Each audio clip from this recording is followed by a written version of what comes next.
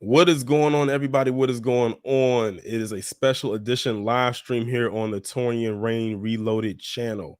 If you are coming in right now, I would greatly appreciate it if you go ahead and hit that like button so you can go ahead and make sure that the algorithm grabs onto this as fast as it possibly can. I would greatly appreciate it.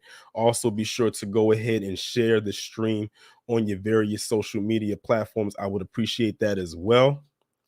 As some of you, know, I didn't go live on my platform on Friday because I had recently found out that I had tested positive for, well, I'm not going to say it, but you know what it is. So if my energy is not all the way up there, that's because I'm not still 100%.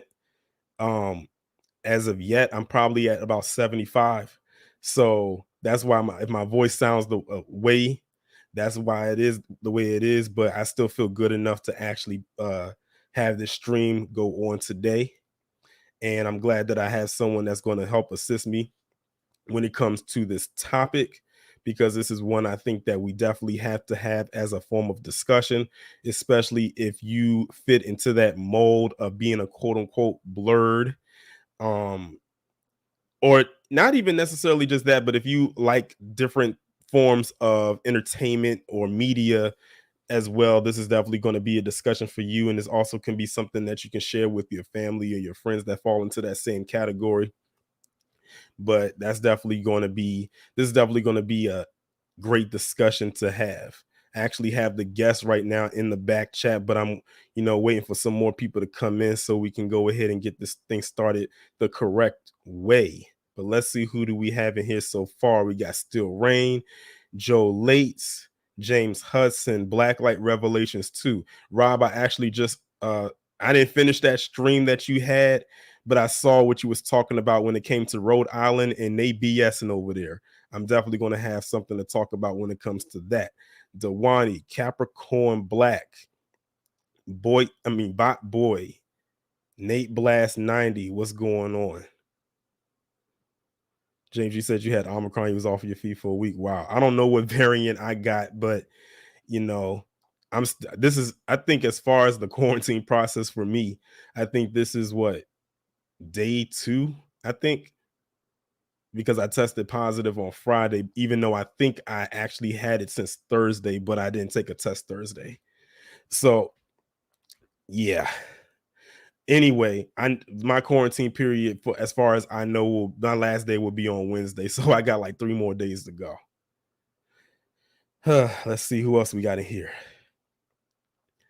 Don P, was going on? Film animation art. And shout out to everybody that was wishing me well wishes as well. I'm gonna actually probably dedicate a whole live stream just to talking about that, more so towards the end of the week on Friday. Hopefully, I'll be feeling much better when I can do that and talk about it where my energy is way more higher. But trust and believe, like I said, Thursday was the worst for me. It just was.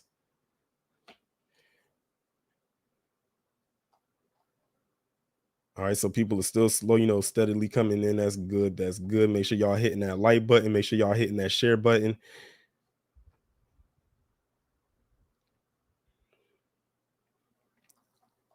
And we can go ahead and get this thing started. All right, so with this topic that I'm talking about, that we're talking about today, because this is not a solo mission, because I knew there was no way I was going to be able to talk about this at length by myself, because I definitely need some assistance. This is a person that found me on social media, well, more so on Instagram more than anything.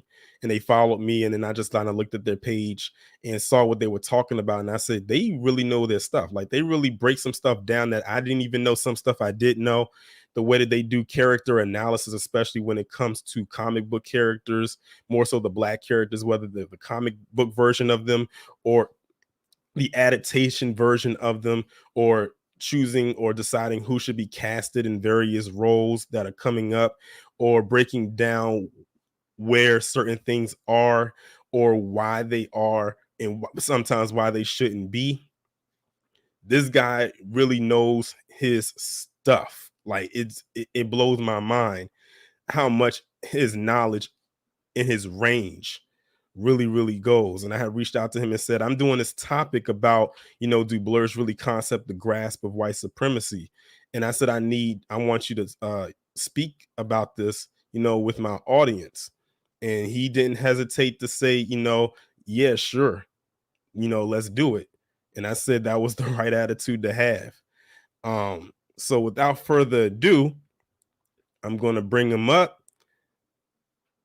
and welcome Cool Colas to the platform. I appreciate you having me on. How you doing? I'm doing great. And by the way, for those in the chat, if y'all want to follow him on Instagram, if you have an Instagram page, that is his Instagram right there, Colas Creative. He has, I'm not even going to explain, his background. I'm gonna let him do that do it for himself. So just, inform the people a little bit about who you are. Definitely. So as my man Torian Rain kind of said, I am Cool Colas. So I do a lot of different things on Instagram. I consider myself a Black media analyst. I also have a podcast myself called the Black Blerd Kingdom Podcast. And I break down a lot of different things from a lot of blerd things like blerd culture. I break down a lot of pro-Black topics as well, too. And I kind of combine the two of them and talk about how pro-Blackness relates to blerd culture, and then some of the ways that we need to look at the things that we entertain when we are, into blerd culture. So I go through those types of things with a fine-tooth comb. But other than that, I'm a writer. I am in the process of writing my own comic brand, and I'm also in the process of writing my second and third book. I have one book out already. So I do a lot of writing endeavors, but I also talk a lot about, pro-Blackness as it pertains to the blerd space. Cool. And like I said, y'all, if y'all just go and follow him on Instagram, what he told you was a more condensed, summarized version of what he has on the Instagram page. I would say that his Instagram page is like a one long resume of what he just told you. And like I said, his breakdowns are like really elite. And when he said going through with a fine-tooth comb, he really actually does go through it with a the finest of fine-tooth combs, because I'll be looking through it and I'll be like, whoa, like that's crazy. Like I remember it was one post that you had made when about, I forgot the comic book character's name, but it was a piggyback name off of George Washington Carver, and I had pointed that out to you, and how Whitewashing. Yes. Yeah. And how they made him look like, like a pickaninny in so many words, like a minstrel show. And I was like, wow, they actually kind of like piggybacked his name off of George Washington Carver and had him looking like that. So like you really do break it down in its more simplest terms, like in the simplest goals. Yes, Hack signed KT, that is the link to his Instagram page. But for those who are unaware, can you explain to the people what a blerd is, for those who are unaware? Definitely. So blerd is a term that was used to combine Black and nerd.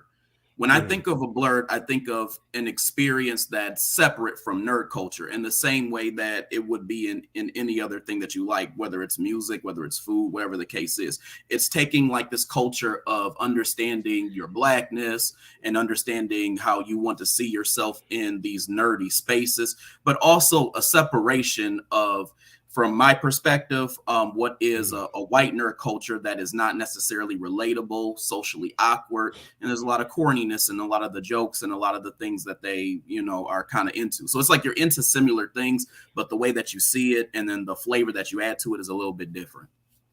Almost definitely. And when would you say that the terminology of blerd kind of kicked off? Because it's not an old term; it's kind of fairly recent. I can't remember the person who coined it, but it was I would say that it kind of kicked off from my perspective within the last maybe like 10 years or so. I mean, when I was growing up, so I grew up in the 90s, and at that time, you did too? Okay, cool. Yeah. Blerd culture wasn't really popular like that. You know, there's a lot of bullying that people experienced if you were a Blerd, if, you know, if you were into that type of stuff. So it wasn't really popping like that. But I think once it became mainstream and other people, you know, started liking it, you know, it became a thing where everybody pretty much embraced it. So I say within the last 10 years or so. Yeah, I would say that too, because like that's not something you heard, you know, growing up.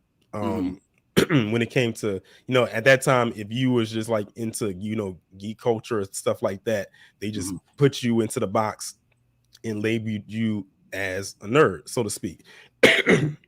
That's right. But I guess that, like, you know, to like really get into the meat of it all, because the name of it is called do Blerds fully grasp white supremacy? I guess my first question is, where do you think that white supremacy plays a role in, to, I guess you would say, geek culture? Because a lot of people probably think it doesn't exist. Yeah, so I would say that it plays a role throughout the entirety of it, to be honest with you, especially as you would see as depicted in like media. So for example, let's say that you look at, you know, a lot of these you know, television shows that are comic related, whether it's you know, a black centric show, whether it's not. If there's a black character that's involved, there's a good chance that there's going to be some type of weird trope or agenda that's involved with that as well too. And like 90% of the time, those tropes or agendas that are put in there are going to be via white supremacy, and it's for their own mission and for their own gain. They have a certain goal at the end of this. Exactly. No, definitely. And they'll always, and like you said, is something that's always going to be inserted in there somehow, some way, and sometimes in a subliminal way where it'll go over somebody's head and they don't catch it immediately right then and there, or they'll put it somewhere right in your face, but you just kind of try to gloss over it as if it doesn't even exist. That's right. I'm trying to think of the question. When it comes to people who are, you know, consider themselves to be Blerds, would you say, like, what would you say the percentage is? Would you say that it's a high or a low percentage of people who consider themselves part of that, you know, I guess you could say that culture, who are willing to acknowledge that white supremacy definitely is there, that it's inside of that culture somehow, some way? Would you say it's a high percentage that will acknowledge it, or a low percentage of them that will? Man, this is a great question, and it took me a while to kind of dissect like kind of where I was at with it. I would say it's pretty mixed. If I had to guess, I would probably say somewhere around maybe like I would say 40% maybe know it's there, and maybe like 10 or 15% will probably acknowledge it for real, like the entirety of it, from my perspective. I think it's very convoluted too. That's the other thing, because you get a lot of Blerds who don't know it's there, they don't know how it shows up, and they think it's very blatant. Because think about it, you got like overt racism and you got covert racism. So from my perspective, if you look at most of the material that's put out there in TV, whether it's Blerd or not Blerd related, if there's a black person involved, most of the time now today it's going to be covert. So that type of thing, I think Blerds are more reluctant to call out. But if it's like overt racism itself, I think more of them will be more than likely to not only notice it, but also say something. So I would say it's pretty mixed, because you have like this group of like pro-black Blerds, although we're very, very small, who will call certain things like that out. But you also have a lot of Blerds who are like just straight up cooning, if I'm being honest with you. And that's something else that you talk about quite often on your page, and you call it out on your podcast, which actually, you know, like, which actually leads me into my next question, you know, for you, more so for you personally. What would you say, if you can pinpoint one, because I know you've probably had several, what would you say was one of the biggest pushbacks you've ever received when you've broken down a scenario, like say on your Instagram page or in a podcast, that maybe a Blerd saw as a fan favorite for them? Because that's one thing about when it comes to, about when it comes to fully of them grasping white supremacy. A Mm-hmm. lot of them will acknowledge that white supremacy does exist. A lot of them, someone will say that it does exist. But Mm-hmm. when you break it down where white supremacy exists in something that they are a fan of, Mm-hmm. like say for instance, we'll use Wakanda Forever, for example, and how you broke that down. Mm-hmm. You probably got pushback for that. Yep. Because you broke down something that they loved, and they didn't like that you did it because they wanted to live in the fantasy or in a bubble of it possibly not existing, even though they knew that it did. What would you say was one of the biggest pushbacks that you've ever received for breaking down something that they saw was like fan fiction or a fan favorite of theirs?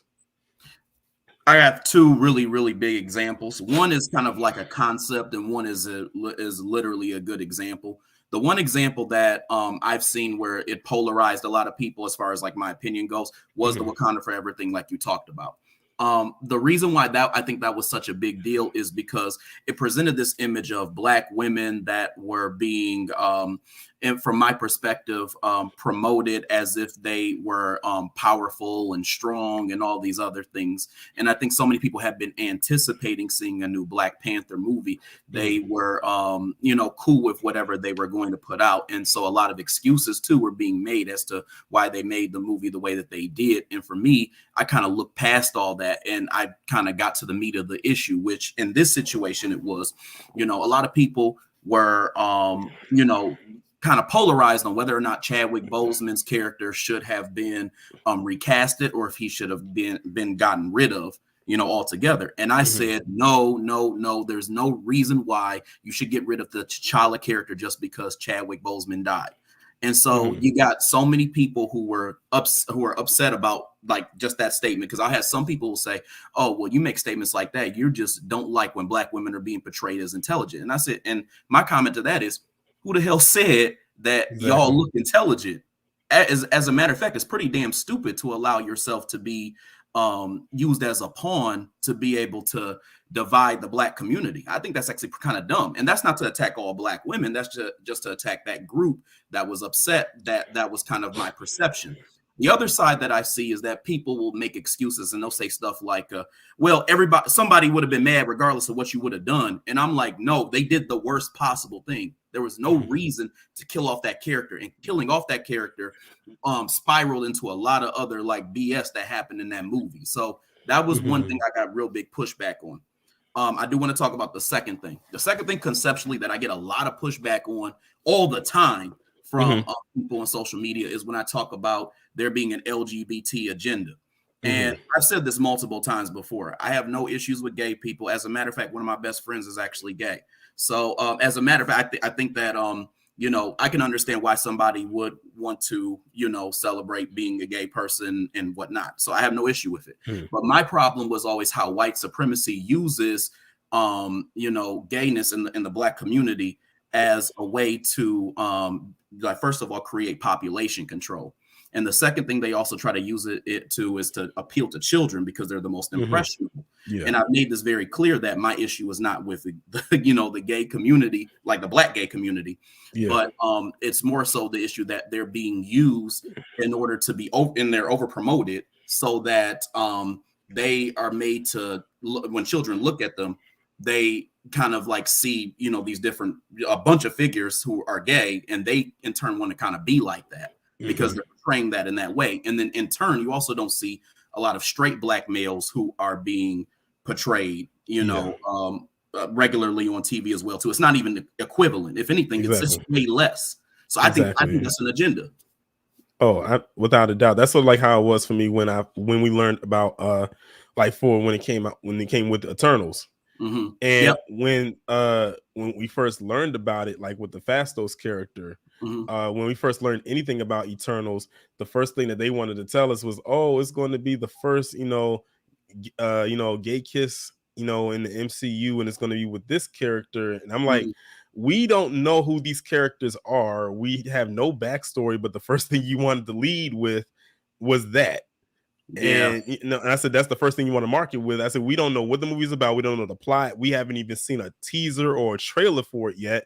We don't even know who the whole cast is, but that's what you wanted to lead with, as if that's what the movie was about. And right there, a lot of people was like turned off from that. and that was over that was probably what, almost a year before they even dropped anything related to that movie. And again, that's, you know, white supremacy working its way and weaving its way in there somehow, some way, and using a black face in order to do it. I did want to make a comment about that, actually. First of all, I have to say I couldn't stand the movie Eternals. I thought that was terrible. I thought it was a terrible movie in general. Beyond the tropes, it was just terrible. The second thing that I wanted to say about Eternals was with the character Phastos. He was a multi-trope character, though. And that's one thing that I noticed. First thing I noticed about him, like outside of was the LGBT thing, black and LGBT. Yeah. He also was a race swap. That's another thing I noticed. And then he was what I call the trope of black tech support. Black tech support is when you take a nerd or like a black person who's like intellectual, you know, they're typing on keyboards and all types of shit. And then you kind of make them subservient and weaker than all the other characters. Because if you remember, Phastos was a lot weaker than the other Eternals were. Because even when it came to holding back, what's his name? Icarus, like when they were trying to fight him, notice he could barely hold him back, and everybody else was trying to fight Icarus, and they were a little bit stronger than he was. So I know that I picked up on all of that with his character. Yeah, exactly, most definitely. And they made him be out of shape too. Oh yeah, definitely. They had him be out of shape, because I'm looking at the pitch, like I was looking at the pictures in the comics of Phastos, and you know, he was athletically, you know, fit and whatnot. But in the movie, they had him be, you know, like someone who was like out of shape. So that was something else that I also noticed as well. And that's no slight to the actor, because the actor who plays him is a very good actor. I used to, you know, watch Atlanta. Like that was one of my favorite shows. But yeah, that was something else that I noticed as well. And I'm looking, because I was looking at them when they did that lineup at the beginning of the movie. I'm like, everybody else looks so fit. And they got him like, you know, like almost like he had to squeeze into his costume. But it's like, so as like I was looking, I was like, oh, you know, okay. But definitely that. I'm not a person who watches anime. I've never been in. Well, I'll take that back. If you count Yu-Gi-Oh as an anime, okay, I did watch Yu-Gi-Oh. Listen to those in the chat watching right now. I was a huge Yu-Gi-Oh head from 01 to 06.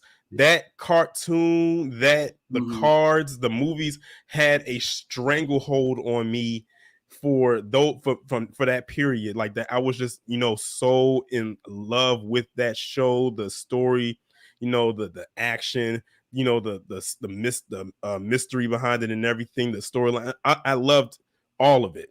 But I think I saw somewhere on your page where you was talking about Yu-Gi-Oh and how in the story of Yu-Gi-Oh, you know, they had like an Egyptian theme, and you know, they basically, you know, how ancient Egypt, you know, they always trying to whitewash ancient Egypt all the time, and how, you know, with the Yami character, who was the alter ego, who was the pharaoh, who's locked in, whose soul is tied to the Millennium Puzzle, and how, you know, he was a very pale character, but then later on in the seasons they tanned him, like they tanned him up a little bit to make him appear like, you know, he looked a little bit more authentic to what was on those hieroglyphs. Can you speak a little bit about that?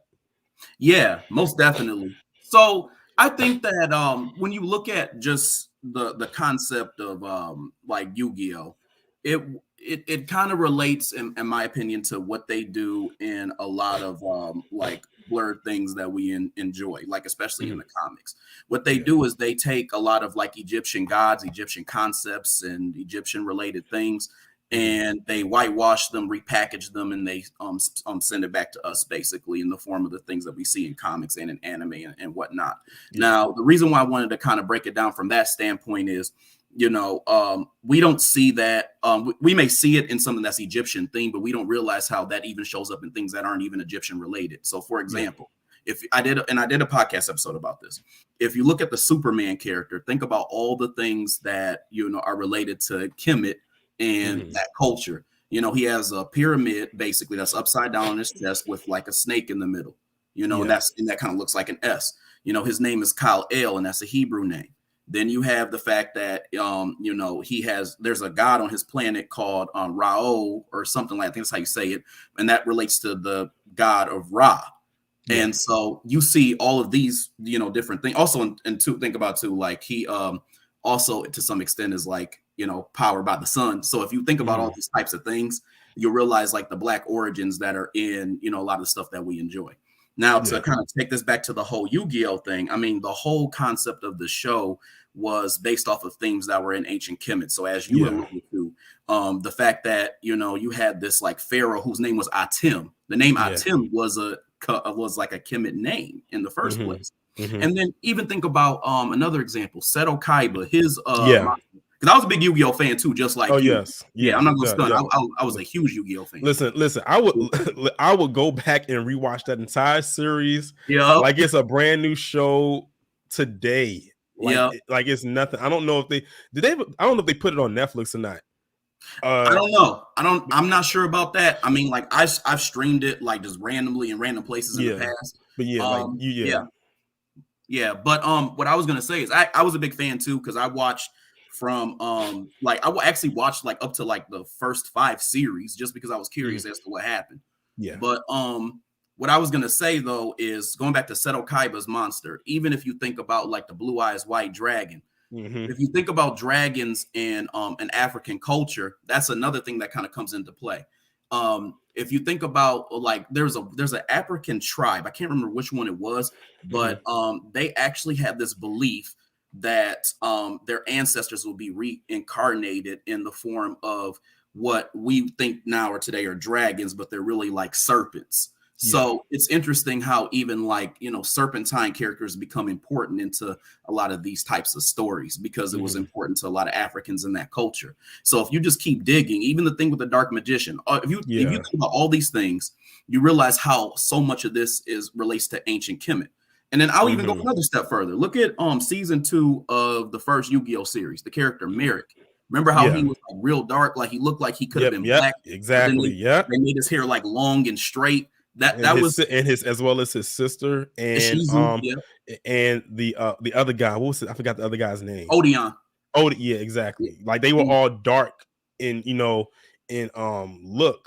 and why Yugi, Yami, his alter ego, was really pale.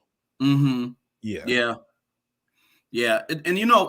me, like I feel like that was a way to like whitewash the series in different ways, because even with Merrick, like I said, his hair was straight, and if he was really portrayed as like how an Egyptian would have looked, his hair would have been like mine or yours. His hair would not have been like straight like it was. So to me, that's a form of whitewashing as well, because when I think of whitewashing, it's not just your skin is pale. It also means you change the hair texture. It also means that certain like phenotypes, like your hair, like your nose and things like that, aren't necessarily the way that it would be, for a black person, or your lips or that type of thing.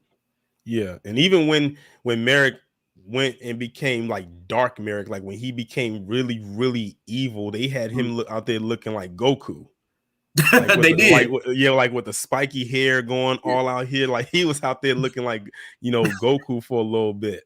Yeah. And also too, like, still sticking with Yu-Gi-Oh, when they started bringing in the Egyptian god cards, which was in like the second season, like with the Battle City tournament. I thought that was like, an interesting, way to take it and to try to dig even a little bit more into the history, especially when you think of the names of the cards, Obelisk the Tormentor, Slifer the Sky Dragon, the Winged Dragon of Ra.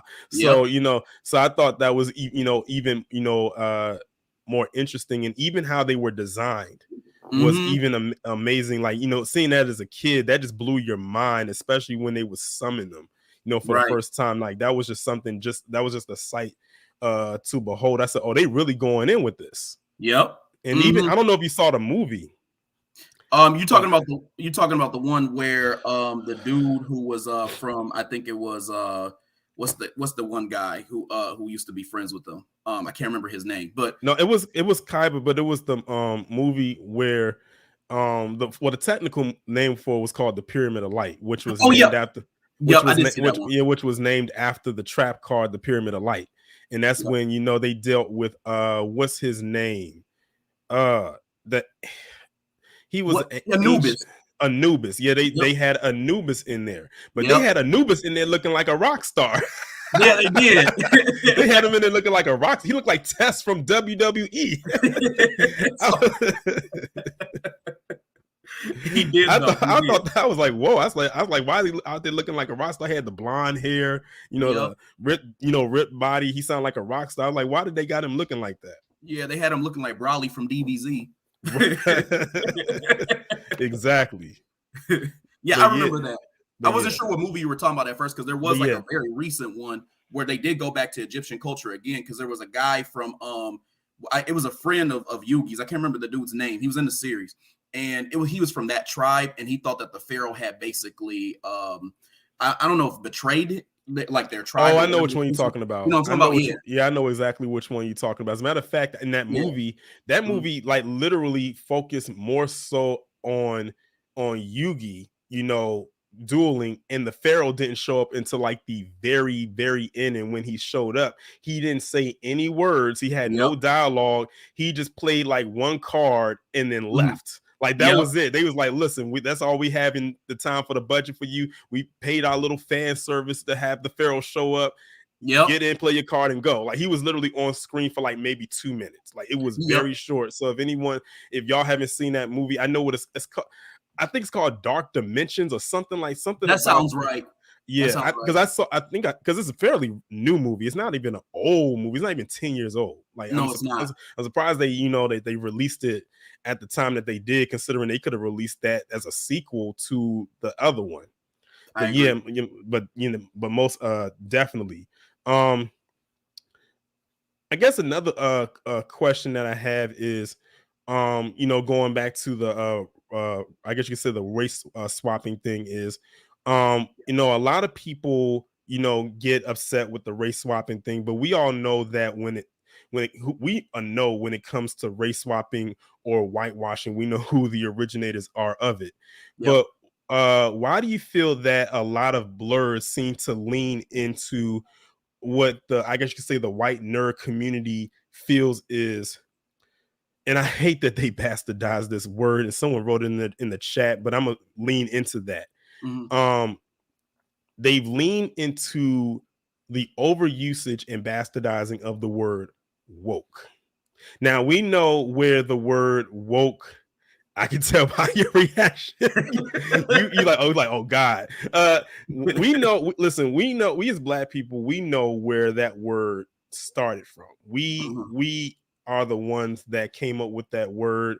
You can go and look up the technical definition of what the word woke is in its infancy and origin stages compared to where it is now, and how it's been taken over. And who took it over, and how you have a lot of people that will say this is woke, that is woke, this is woke, and then you pay attention to what they're saying is woke, and you bring it back to, okay, now we see what you're talking about. But then you have a lot of people who are Blerds who will lean into that same thing as well.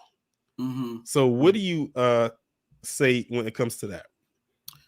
Oh, I got a lot to say about that. So the first thing that I would say is, when you think about like just the way that we are as Black people in general, like, so skip just the whole Blerd thing. I think a lot of us want to feel like we're being represented. And when I say us, I'm not including myself. I'm just saying like the person that you're speaking about, Blerds you're speaking about, they want to make sure they're being represented no matter what it looks like. So they don't even care if they represented a Black character on TV and they gave him a suit made of dog shit. They're going to be happy because there's a Black character that's represented. And I think that what's been happening, not just outside of the bastardization of the word woke, like you said, what I'm also seeing is some type of perversion of the word Black representation. I think it's not really given context, and it's also kind of overrated. And I'm going to tell you why I say that. Because a lot of us like look at Black representation as we should be able to see more Black faces in certain places. And I'm not necessarily disagreeing with that, but I think the way that a lot of them are looking at it is not necessarily like not just the best way, but it shows that there's a lot of like white supremacist mentalities that are kind of going on. And the main way that I see that is because a lot of times these people, these Blerds who are cool with just being seen on screen, no matter what it looks like, are cool with simply trying to be comfortable in white supremacy. So they want to make sure that like it's a little bit better. They don't necessarily want to destroy or dismantle that system that is like oppressing them. So from my perspective, I think that a lot of Blerds are just cool with the idea of just being represented. They don't want to necessarily like tell their own stories. They're cool with like just seeing somebody who looks like them on screen, even if it is like a symbol of tokenism. They want to call out the white power structure when they do stuff like that. Yeah, and also too, because a lot of them have built up a base where a lot of their demographics looks a certain type of way. So now they pigeonholed themselves into a spot where they can't climb out of. So they have to, you know, kind of do the little buck dance a little bit in order to try to maintain that audience and hopefully or also grow and expound from that particular spectrum. Like they can't afford to lose what they, you know, what they built on, even if it probably makes them itch in a very severe way. Like they have to make sure that they keep doing the same things over and over again, even though it probably might stress them out to a T. And they can't help, like they have to keep it going because, you know, they have to make sure that the money continues to roll in somehow, some way, and they don't want to lose that audience. Yeah, most definitely. Yeah, I think to a certain extent, the conversation that needs to be happening is black. Like, what is the difference between black representation and black ownership? Black representation is seeing a black face no matter what it looks like. Black ownership is saying, hey, I'm going to have full divestment from people who basically have been disrespecting me. I'm going to create my own, you know, like production studios, have my own black writers, tell my own stories. And there's the main thing that I think a lot of people are missing from that. That's all cool and all. And the people have to be on code. That is the main thing that I see as a problem. A lot of times they're like, oh yeah, we should just divest and then we should go and just build something. Make sure that there is appropriate behavior in the people who you're either supporting, or that there's appropriate behavior in your own mind in the way that you tell these stories as well too. Because what you don't want to do is divest from like white supremacy with the way that a lot of these stories are created, and then go and just do the same things that they were doing and what you're creating for yourself. Exactly. Because then it's like, well, they would have been like, you should just stay right over there. Like, why did you go over and try to do, quote unquote, do your own thing and start from scratch when you're literally doing a carbon copy of what you were doing over there, and they were paying you well? Like what, like really, you know, what was the point of that? I guess another question I would have is, and I guess you can, you know what, since they're going through it a lot right now, they're going through a shift, in a huge shift. DC, why do you think, and I'm gonna use them for an example because Marvel, you know, they finally broken through their little barrier, you know, with Black Panther. Why do you think DC has not pushed out a solid black-led superhero film yet? Because I don't think they have.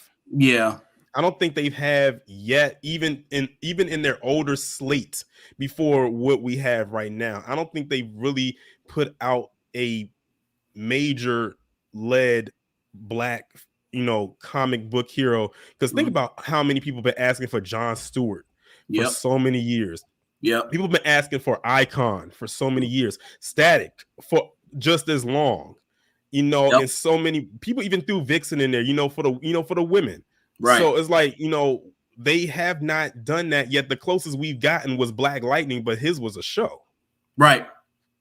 So what do you think, you know, is going on over there, you know, with DC? Because because you now know that James Gunn, I guess they said that we found our Kevin Feige, but that you know, that remains to be seen because we got to see what he does. But why do you think DC has not really pushed out those kind of characters yet, especially since those are some of their more popular characters, especially Jon Stewart? Jon Stewart's Green Lantern, when they first announced they were doing a Green Lantern movie, everybody was like, oh, we got Jon Stewart. They said how, and when they came out with it, it's like, who was this white guy? and it was Hal Jordan. Like, Hal who? Well, people knew who Ryan Reynolds was, but they was like, Hal who? Like, so why do you think that DC has not done that yet? So this is just my perspective, and this is, I think, kind of an unpopular opinion for a lot of people, but I essentially believe that Marvel and DC are kind of just doing the same thing. Marvel's just doing it on a bigger scale because of the fact that they have more characters and that they have more of that like kind of like clout, and they almost have like somewhat of a cult, like with people who like to see like the different movies. So because they're a little bit more popular in that, direction, you see more Black characters being represented in the movies, whereas DC is just trying to get their stuff together in the movies in general. To me, they're both kind of doing similar things though. Obviously, not Disney, Marvel had Luke Cage, and Marvel has had Black Panther. And then you have for DC, like you said, Black Lightning. That's not, to me, that as far as like kind of major representation goes, that's not really too far off. And I'm just speaking about like solo Black shows without like anybody else like in the mix. That's why I didn't include Cloak and Dagger and Runaways and all that. But the point that I'm trying to make is that I think they're kind of doing the same thing, but they're doing it in different ways. Because even with like Marvel, there is a lot of like race swapping. You had the thing that just came out with Abdul Mateen, however you say his name. Yeah, Yahya Abdul Mateen. Yahya Abdul Mateen. Yeah, he's like playing a character that was originally white. So you have that going on. Wonder Man. Yep. And then you have what's his name? Sam Wilson, who was originally Falcon, and now he's Captain America. So that is still going on there. And there's a lot of race swaps that are going on in DC as well too, but it just hasn't been televised in the same way. Because Jon Stewart really is kind of like he's not a race swap, but what I would call mantle passing. Him and actually Sam, same thing with Sam. They're mantle passing. Yeah. So it's a category that I would break up into like two sections. And I would call that, from my perspective, the carbon copy trope. The carbon copy trope can be broken down into mantle passing and into race swapping. And race swapping is just when you change like the race of a character, but you keep everything the same. Mantle passing is when you keep the shell of the character the same, but then you may change the race and a few other things to kind of make it seem like it's different. So I see that. I'm going to be totally honest with you. I see that on both sides.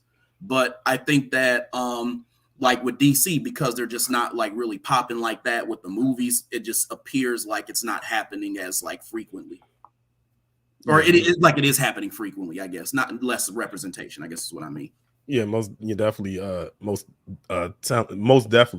And I'm glad that you said something, when you mentioned mantle passing, because a lot of people will skip and bypass that and just say, oh, they're swapping something and whatnot, because they listen, with Doctor Strange, they did more than swap. Well, when it came to the Ancient One, they swapped the race and the gender. Like it was supposed to be a Tibetan man, and they switched it out for a white woman. So so they went completely around it when it came to that situation right there. Also, again, getting back onto the topic. When it comes to, I guess you could say, Blerds, and this can go back to anime as well. When do you think that the obsession for anime started to kick in, or when did you really start to see like a shift happen? Because, growing up, most of the anime that Black people got introduced to was probably Dragon Ball Z. Yeah. Like I know that Dragon Ball Z, or Dragon Ball before it became Dragon Ball Z, was something that I started to watch. Now, like I said, I'm not an anime person, but I did watch a little bit of Dragon Ball Z, but I wasn't completely nose diving into it. Like I wasn't all into the lore of it and anything like that. I know some of the characters and whatnot. But when would you say that Black people started to really get into anime to the point where now it's starting to pop up more frequently? I personally started noticing it within the last maybe like 7-8-ish years, somewhere around there. That's when I noticed that, it's kind of picked up, because on Facebook, I follow a lot of different like Blerd groups. And that's when I saw people like really talking about, the different kind of like anime shows that they watch and whatnot. I'm kind of like you. I don't watch a whole lot of anime, but I do like a little some here and there between like Dragon Ball Z and like we just talked about with Yu-Gi-Oh and stuff like that. But here's the thing about that whole anime thing. I think that a lot of people don't realize too, there's a lot of like anti-blackness like in anime culture itself. But if you look at a lot of Blerds, they love to kind of uphold like that kind of like Japanese type of culture as if like it's something that, you know, they can kind of I don't know if remove themselves from is a good way, remove themselves from the blackness to embrace that, but like they are really deep into it without understanding like the anti-black roots of like, you know, the shows that are kind of like made, because even in Dragon Ball Z there's a lot of like disrespectful like images of black folks. Yeah, and that actually leads me into my next one. When it comes to anime, I realized that there's not a, and I'm not surprised that it isn't, because these are Japanese creations at the end of the day. There aren't many black anime characters, and if there are, like you said, when it comes to Dragon Ball Z, they look a certain type of way where they'll have some kind of physical appearance there that will remind you of that of a black person, but they're not black. Right. Like, and I think the more easier one to go with when it comes to Dragon Ball Z is Piccolo. Yeah. Like everyone knows that Piccolo is a representation of that of a black Saiyan. Right. Without him actually being black. Right. You know, I want to take your question in two different angles. I want to talk about the Piccolo thing since you uplifted it. So Piccolo would be what I call part of the pseudo-black trope. The pseudo-black trope is when you see a character that gives you that essence or feeling as if they're black, but they're not. And most of the times, if you really research and look back on the character and its origins, you can find something that is related to black people. So Piccolo falls into that category. Another character that falls into that category is Knuckles the Echidna from Sonic the Hedgehog. Yes. If you really look at those characters, you can tell that there's, well, not only can you tell, but there are black origins. I mean, look at Piccolo's outfit. It's like kind of like reminds you of like the Moors back in the day and the things that they used to wear. But also think about a couple different things when it comes to that character. Think about the fact that their people were mostly peaceful, but then they ended up being colonized too, because if you look at Frieza, when he came up in there, he was trying to shake things up. You also had Dende, who kind of reminds you of a Dr. Sebi, like a natural healer who was like miraculous, and he kind of looks like him too a little bit. It's kind of funny.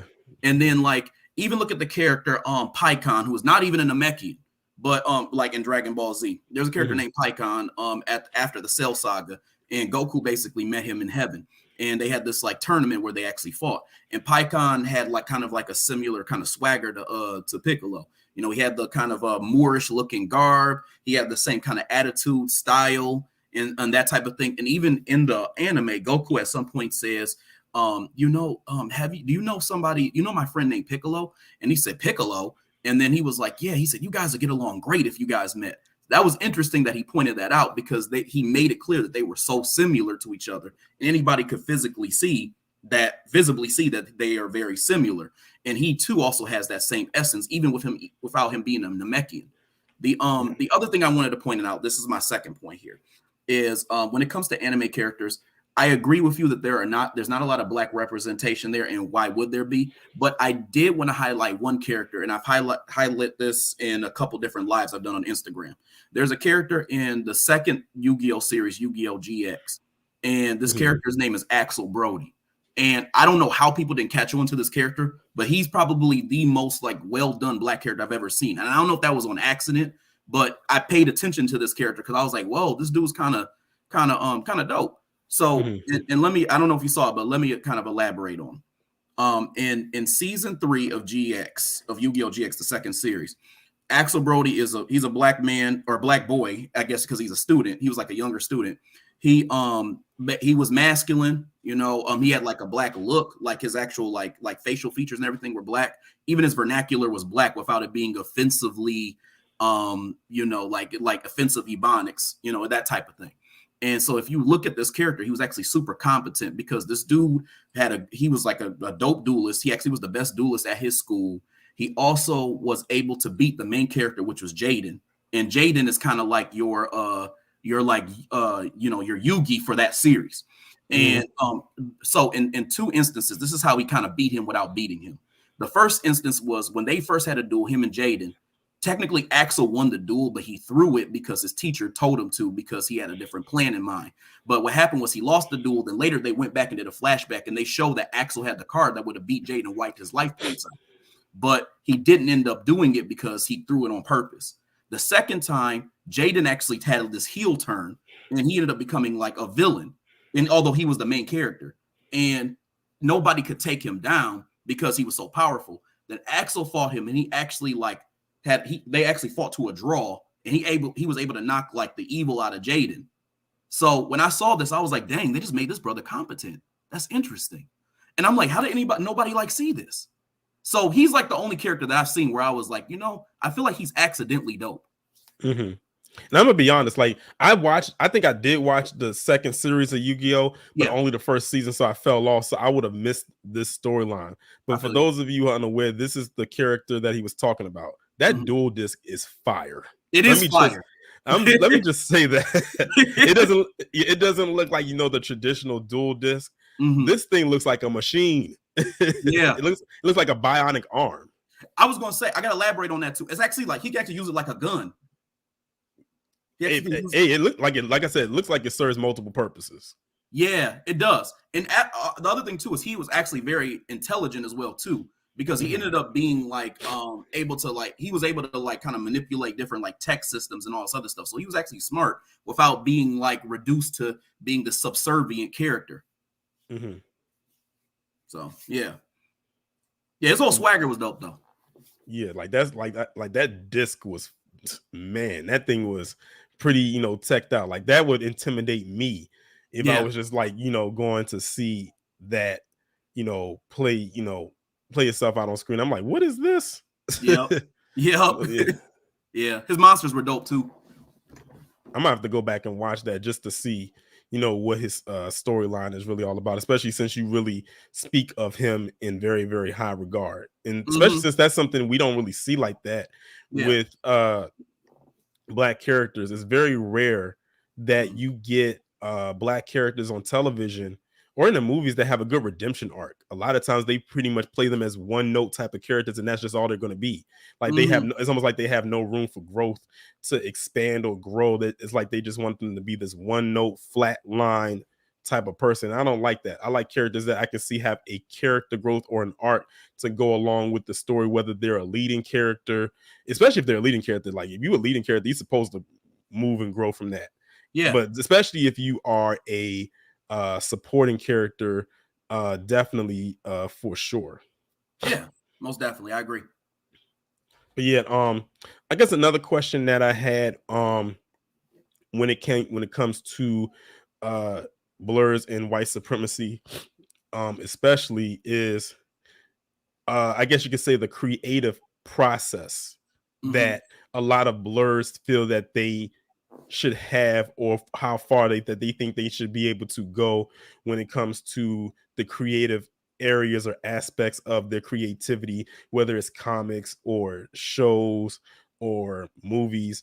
Do you think that many of them, if they really, really wanted to, that they will be able to branch out on their own and do their own thing? Or do you think that they feel like the only thing that they can contribute is something that's tied to a major studio such as Marvel or DC? Mm-hmm. I think that a lot of Blerds, I think it really kind of depends, because when you're thinking about people who are creating their own thing, a lot of them really are looking from a standpoint of how can I get the stuff that I have out there. So they're willing to use, some of these bigger kind of platforms as like a crutch to kind of like, get noticed and whatnot. And going back to your question about, how many Blerds do I think are aware of, white supremacy and how many are not aware of white supremacy? Here's where I think the ones who are aware kind of come in, who aren't like on code. A lot of them, I think, are doing this for kind of like selfish, desire and selfish reasons, because what they'll do is they'll want to more so be recognized, but they don't want to create content and then like kind of pull out later and do their own thing. So a lot of them, I feel like, do that and they get comfortable kind of working, in like that type of like media instead of, like I said, just doing their own thing. And from my perspective, I think that can be very frustrating, because when they get criticized, one thing that I noticed about Blerds who are kind of off code and they do that, the first defense that they want to go to and they want to say is, well, you can't talk about me because Black people, they're not a monolith, and they kind of go into that. And that frustrates me because the same people who will go around and say stuff like, oh, Black people are not a monolith, so I can do whatever I want, will criticize hoteps. Or like, I don't know if you ever noticed that. They always talk about like when people are hoteps because like they have conservative views and they're misogynistic, they say all this other stuff. And I'm like, well, didn't you say Black people are not a monolith? So why can't somebody who wants to promote Black culture and cares about the progress of their people be a part of this so-called non-monolith that you're saying you shouldn't criticize? So my issue is I see the hypocrisy in that. And to me, it all boils back down to selfishness. So most Blerds, I think, believe that they probably can make some type of traction and get some type of attention if they go on the outskirts. But for the most part, like they stay within this kind of like white supremacist system because they want attention for themselves. Yeah. And it's funny you brought that up because you spoke about that in, I think, your recent podcast or one of the recent ones that I listened to. So when you mentioned that, it took me back to that story you was telling me about that. And that falls right back into that category of the pushback, that you would get, under some of the posts that you put on your Instagram page. What would you say is the most and I know you posted a lot, so this might be hard for you to answer, but maybe you could just pinpoint one. Like, what would you say is the post that you've made on your Instagram page that probably got the most traction? Like this one floated throughout social media. Maybe it ended up on another social media platform. Like it got constant responses to it. Most definitely. So there are 3 posts that I noticed got a lot of traction just randomly. One of them, I think, was the post about, I was talking about an old Shazam comic. And I was talking about how there was a comic where Shazam had owned a slave. And they had a picture of him with this slave, or this Black dude who was named Steamboat. And Steamboat was pictured and made to seem like almost kind of like simian-like. He had big lips. He almost was, again, like kind of looked like he was almost like a monkey. And the way that he spoke, it was as if it was like in like a kind of broken Ebonics type of dialect. And then he was cooning a lot. And so you could kind of, I posted the picture of like this actual comic, and a lot of people were like, thank you for highlighting this because nobody else in the Blerd community would have said anything about this, yada, yada, yada, yada. Most Blerds would keep quiet about something like this because they would say, oh, it's in the past, yada, yada, yada, yada. And you actually made sure to bring that to the forefront. So that's one post. Another post that I saw get a lot of traction was when I talked about characters and who could play this character if they had a live action version, as you kind of talked about earlier. And that post was got a lot of traction because I was talking about Static Shock. And so I presented a couple options of people who I think would do well on that. And the people who I presented were very from what I see, like very popular. Like, and one of them was Caleb. One of them was the dude who played Kevin on The Shy. And then one of them was the dude. It was a bunch of people. One of them was the dude who played Ty on Cloak and Dagger, and I think one of them was the dude who played Joaquin Thunder on Stargirl. So I had like a bunch of like people, and I kind of talked a little bit about who I thought should be a character. And the last post that I saw that got lifted up and got highlighted quite a bit was the post that I made about there being like too much LGBT representation. As far as like Black representation, like it was being over portrayed, while like straight Black males or straight Black characters in general and being portrayed properly was an issue. And that one got a lot of negative criticism from people. And it's funny that you mentioned that because one of my criticism that I had when it came to Wakanda Forever, and the lack of them not casting or recasting T'Challa was we are going to miss out on that Storm and T'Challa wedding. When I first learned, one of the first things that I learned about Black Panther was him being married to Storm. Before I really knew anything about his backstory or anything, before I even knew what a Wakanda was, the first thing I really knew about was them being married, because I knew about Storm because I watched the X-Men cartoons growing up. So I knew about her character. And of course, she stood out because she was the only black character on the team, so she stood out like a sore thumb. And she had one of the most dopest powers. I mean, who wouldn't want to control weather patterns? That's a dope ability to have.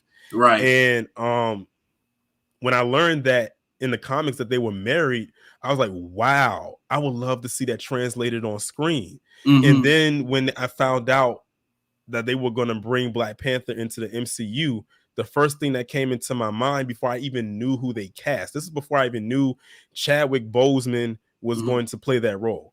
I said, we are finally going to get that Storm and T'Challa wedding. Like I had already saw it in my mind. Right. And then when I saw Chadwick Boseman was portraying him, I said, oh, it seems like the planets are aligning. Like I said, everything is just clicking right now. And then after seeing him in Civil War, I said, wow.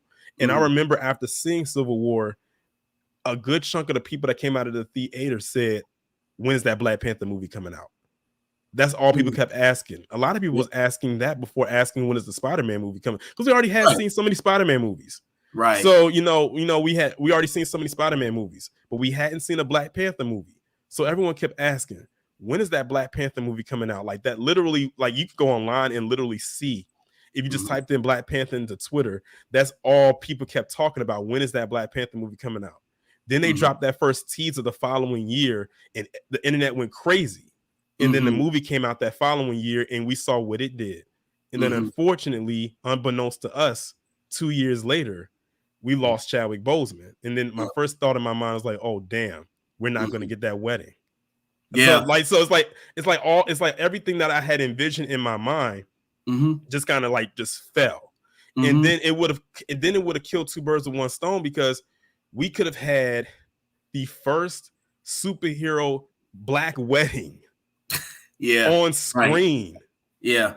And this would have been a way to introduce the X-Men into the MCU through Storm. So the possibilities would have been endless with that. And when I saw that, I was like, wow, like it's like everything just came crashing down like around me when, unfortunate events happened. I felt like a big kid just playing all of this out, in my head, leading up to that, but only for, what the unforeseen circumstances that happened that did occur. I wanted to say something about that. I agree with you, but the reality of that is they probably still could have done that. And the reason why I say that is because, and this was my kind of counter to, oh, he couldn't have been recasted because how would they have done that? What they could have done was they could have done the whole T'Challa died, yada, yada, yada thing, even though that was kind of janky, but I won't get into that today. I feel like what they could have done was they could have brought in another T'Challa from a different universe. And like a variant.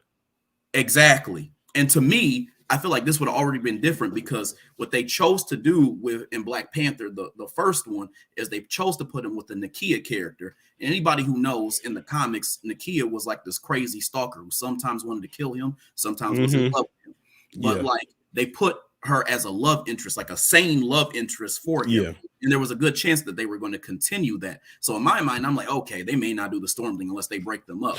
So my thing is, when he died, I said, okay, this could be a gateway to bringing in a new T'Challa who likes the Storm of this universe versus like, the T'Challa we already had, who was kind of stuck on Nakia as the way that they wrote it.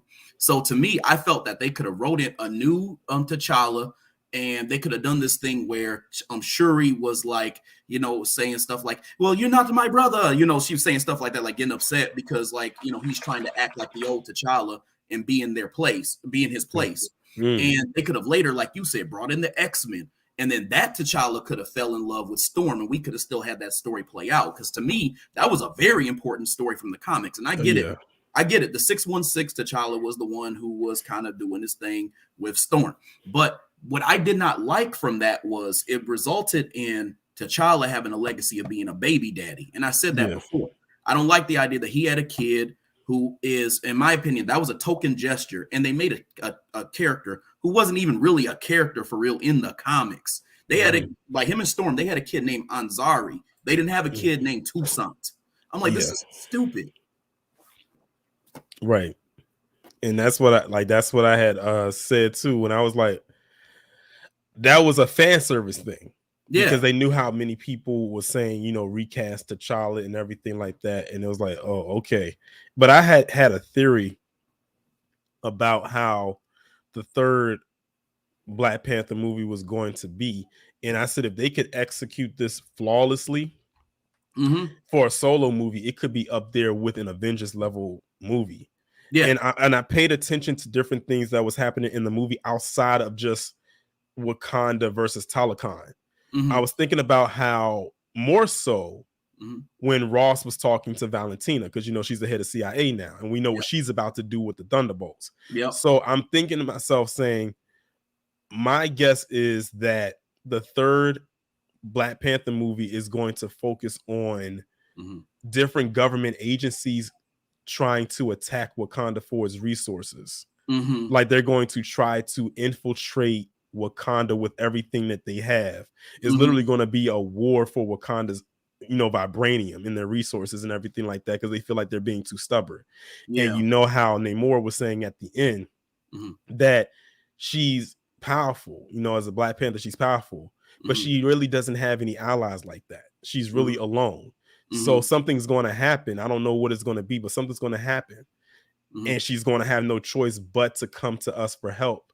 And then if any ulterior motives happens, then we'll go from there. So my guess is that's what's going to happen in the third movie, because it's too much alluding to that possibly happening. They might throw another villain in there somewhere, somehow, some way. What will be dope is if they wait until after Fantastic Four comes out and do it, and then they can incorporate Doom, because Doom has a storyline that's tied to Black Panther. As a matter of fact, Fantastic Four has a storyline tied to them, because that's how Black Panther got introduced, was through Fantastic Four. So if they wait to do that, then that could actually be a very, you know, good movie, and hopefully wash the taste of this one out of our mouths. So and give them some time, you know, to really put that together. But that's just my theory.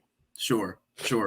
I was gonna say, like, I don't know, they need to do something, because from my perspective, they ruined the series. So they're gonna have to do a lot of corrective action, and from my perspective, to try to kind of like revamp that. Do I think that's gonna happen? I'm not really sure personally, because I mean, they managed to kind of corrupt, from my perspective, something that I think was actually special about like the MCU.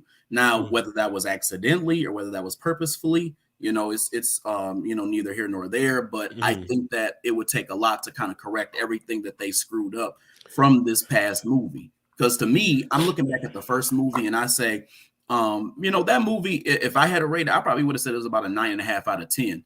But I felt like that movie was accidentally great. I don't think that, I think that it was great because of something that they didn't plan on happening. With the Killmonger character, they did not plan on him being seen the way that he's being seen. Like they try to portray him as like the angry Negro, you know, the spook who sat behind the door. But you know, he ended up being this character that kind of represented the consciousness that I think a lot of Black people were tapping into. Exactly. Most definitely. Like he became a fan favorite for sure. Like without the shadow of a doubt. He was like people ended up like, you know, liking Killmonger more than they liked T'Challa. Like I heard that I heard that so many times, because it's almost like he was like the voice for the voiceless. Like but they translated on screen. As a matter of fact, I think Ryan Coogler has said, like shortly before Wakanda Forever had came out, what the original script for the movie was going to be, and it was going to be really talking so much more about what happened after the blip, because no one really knows what happened in Wakanda after that. Like they don't really know like how they really recovered from that, because especially in Infinity War, since that last battle happened in Wakanda, I'm like, y'all coming up in here and tearing these people's backyard up.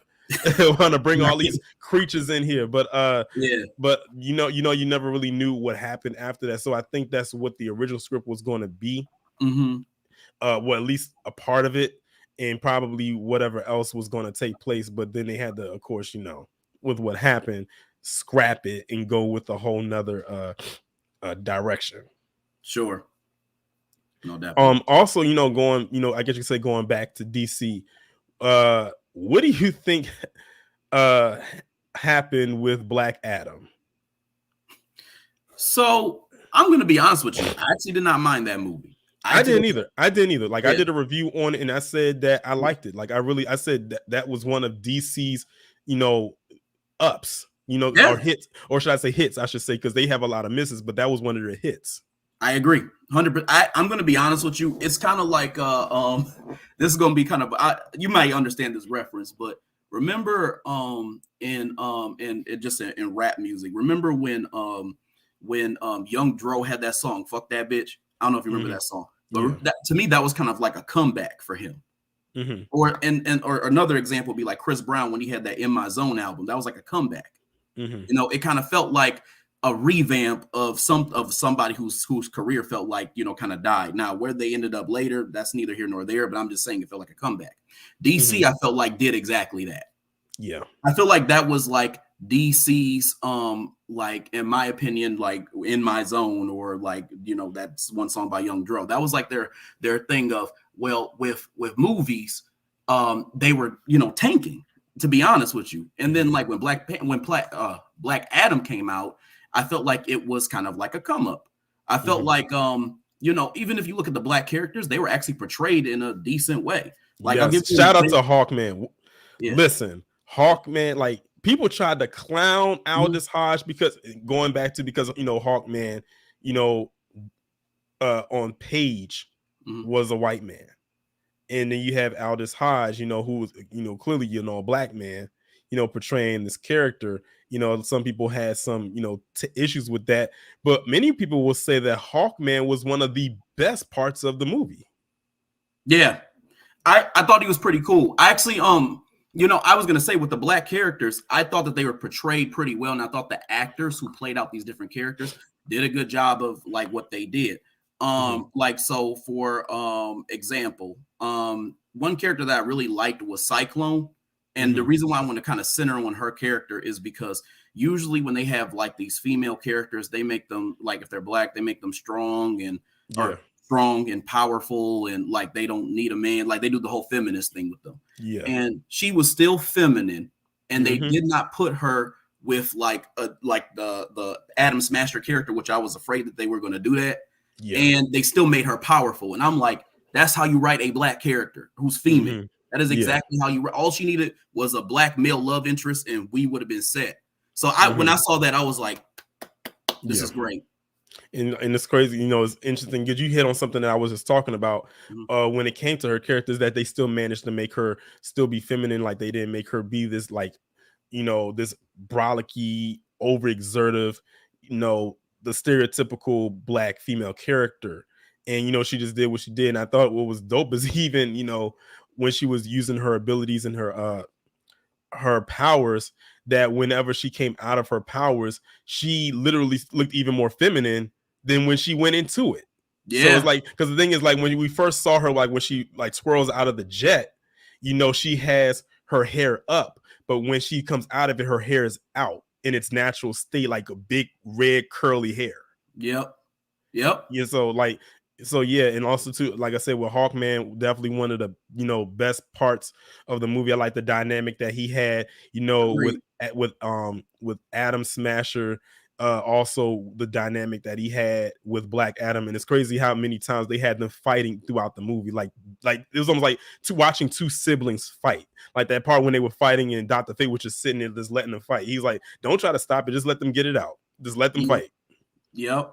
So yeah, so they did a lot of different things there that you would not typically see when it comes to black characters, even down to when Dr. Fate sacrificed himself to save Hawkman. Usually it's the other way around, where you have the black character sacrificing themselves to save the white character. But this time they swapped it, where the white character sacrificed himself to save the black character so he could help prevent the world from imploding on itself from the enemy. I caught that too, because like usually it is that way. Now one could kind of look at it from an alternate route and say like that there was some white saviorism, but I mean that trope was so like low key, it wouldn't be something that I would be totally alarmed by. From my perspective, I feel like they portrayed the Hawkman character very well because they made him masculine, they made him the leader of a group. You know, a lot of people like he was wealthy. Yeah, he was wealthy. Yep. I wish we could have explored that mansion a little bit more. I like how, like, when it went there, that said Hawkman Estates or something like that. So, like, literally, it's right there in how ironic they put it in Louisiana. Yeah, right. In Louisiana. So they said, we're gonna put you, we're gonna put you like in a demographic that's closely related to, your race and everything like that. But we still gonna have you living nice. You're not like in the hood. You're not in the ghetto or anything like that. You're not impoverished. Like he was literally living in almost like a Bruce Wayne Manor type of lifestyle. That had a jet in its garage that came up from the floor like the X jet in X-Men. Yep. Like this guy was like rich. He was wealthy for sure. He was. And it sounded like he came from old money, like generational wealth. Yep. And that's what I was gonna say. I kind of peeped that as well too. What I'm praying for is that not only do we see the character again, I also pray that if they give him a love interest, which they probably will in Hawkgirl, that she is black. Let's pray that, because think about it, like they've actually made Hawkgirl black before, because in Arrowverse they actually had a black Hawkgirl, because they had the I can't remember the actress's name, but they had her basically playing Hawkgirl and she was black. So I'm hoping that they do that same thing. Yeah, most definitely. Because a lot of people was worried, like, why wouldn't they introduce Hawkgirl? Why did they go with Hawkman first? Because Hawkman is not as popular as Hawkgirl. Everyone knows who Hawkgirl is. Like, they've seen her in so many publications. They've seen her in so many cartoons. You mentioned Hawkgirl, you can really fix in your mind what she looks like. With Hawkman, you didn't know what he looked like. And I was like, when I first saw that he was going to be Hawkman, I said, I'm gonna give him a shot, because Aldous Hodge is a very good actor, very underrated actor. They were even talks of like trying to give him his own spinoff, which I would be all for. And that could also explore and maybe introduce Hawkgirl through the spinoff, and then bring her in. But DC is going through a revamp right now. So, if that happens, it's going to be way down the line. But if they do it right, I can be patient. Yeah, what I was gonna say is I could see them doing a spinoff of that in the same way that they did like that Peacemaker show, from the Suicide Squad movie. Yeah. And because when I saw that, I'm not gonna lie to you, when I first heard Peacemaker was coming, I'm like, this is about to be some garbage. And then I watched it and I was like, yo, this is actually pretty good. So I from my perspective, they could do that with this character, and I think that they might execute it pretty well. Yeah, I don't know. Yeah. Also, and it was a comment that I saw earlier, but I think the person might have left the chat, but I'll bring it up now.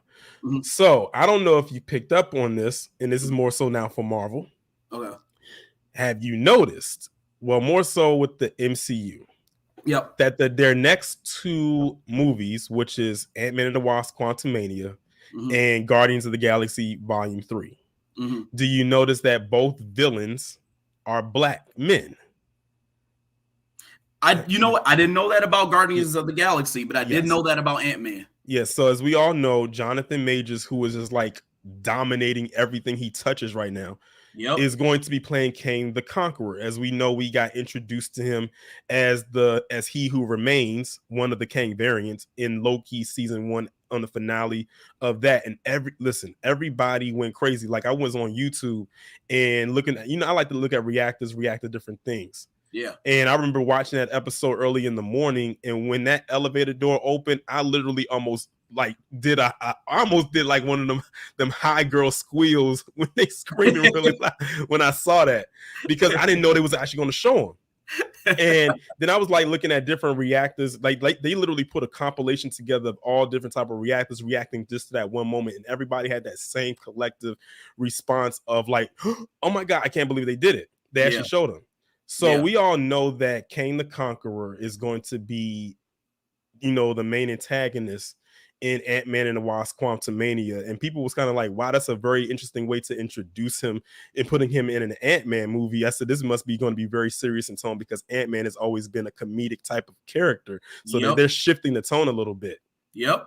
And what I find to be interesting is that he's going to be around for a while, because they're literally centering these next couple of phases around him. After all, one of the Avengers movies is called the Kang Dynasty. Like it's literally in the title, so that he's going to be around for a while. So we're going to be seeing him like literally pop up in various places, especially with his ability with time. And also now you have this other black character in Guardians of the Galaxy Volume 3 who's playing something called the High Evolutionary, who's going to be the villain for that movie. And this is allegedly going to be the last Guardians movie, or at least with James Gunn anyway. So what do you think about how now they are starting to propel or push more black actors into roles where they're playing villains? I mean, we kind of, we got it with Killmonger with Black Panther, and we saw how that was so well received. And now they have Jonathan Majors. He's going to be Kang the Conqueror, and we know what his resume is like. And now you have this other guy who's playing the High Evolutionary. I saw some people were saying like, oh, that's dope and everything like that, but then some people were saying, I don't know how I feel about them wanting to push the big black boogeyman trope, be scared and fearful of the big black boogeyman, and that's something that carries over into real life. From my perspective, I would probably agree with the people who said that the thing about the big black boogeyman trope. Reason why I would agree with them is because seeing Jonathan Majors is obviously cool because he is a great actor. I've seen basically everything he's done, from Lovecraft Country to being the He Who Remains guy in Loki, and he's great. So that's not taken away from that brother, because I think he does a great job. But here's my issue. I noticed that there aren't a lot of black male heroes who are masculine, who are main characters, don't have some type of weird trope, aren't bumbling, stumbling, aren't effeminate, aren't LGBT. Like, I don't see like that template in a heroic character, and it is very possible. And the reason why that's my issue is because, if you look at just black males in general and just how we are very moralistic and very, helpful and heroic in society as it is right now. So for us to not hardly have any representation from that regard, to me, is definitely disrespectful. Especially so I see that being a thing. But then I see like a bunch of black males, if they're, masculine, being represented as villains. And I'm saying to myself, that's still on purpose, because why aren't there black males who are heroic? And I get it. We just talked about, who are masculine heroic. I know we just talked about the whole Hawkman thing, but that's like one example out of like, out of several. out of several where we don't see, that happening. Exactly. And then on top of that, it seems like whenever they are a villain, that's when they want them to be shown at their most masculine. Like black men can only be masculine when they're being evil or when they're being wicked. Like look at Killmonger. He exuded masculinity in that movie, and the amount of, because I'm gonna be honest, when I saw that movie 3 times, and I had when it comes to movies like that, I have to see it with a black audience, so I have to see it. And Michael B. Jordan is going to draw in a huge black female audience regardless of what other movie he does. And those women were eating it up. Like if they listen, if some of them could have ran up onto that screen and just jumped up on the screen every time he came on there, they probably would have. Because the thing is, I would listen to see what some of them how to react, like that part where he was getting ready to fight T'Challa for the throne, and he took his shirt off. The women in the audience was like, "Oh, like you can hear it." So. And then because he, the way he delivered the lines, and because of who his character was, it's almost like saying like the black man, of course, like I said, can only be masculine when he's exuding some type of dark energy out there somehow, some way, in that form. So I definitely see what you're saying. And when they're a hero, there always has to be some kind of a flaw. Like there has to be something there to him that is just kind of off. But not to make him be too perfect, but we have to throw something in there to make him not be likable, or not have someone gravitate towards him. But when it comes to that bad black guy or the bad boy, then that's when we can, kind of like really, really do something there with him. Right.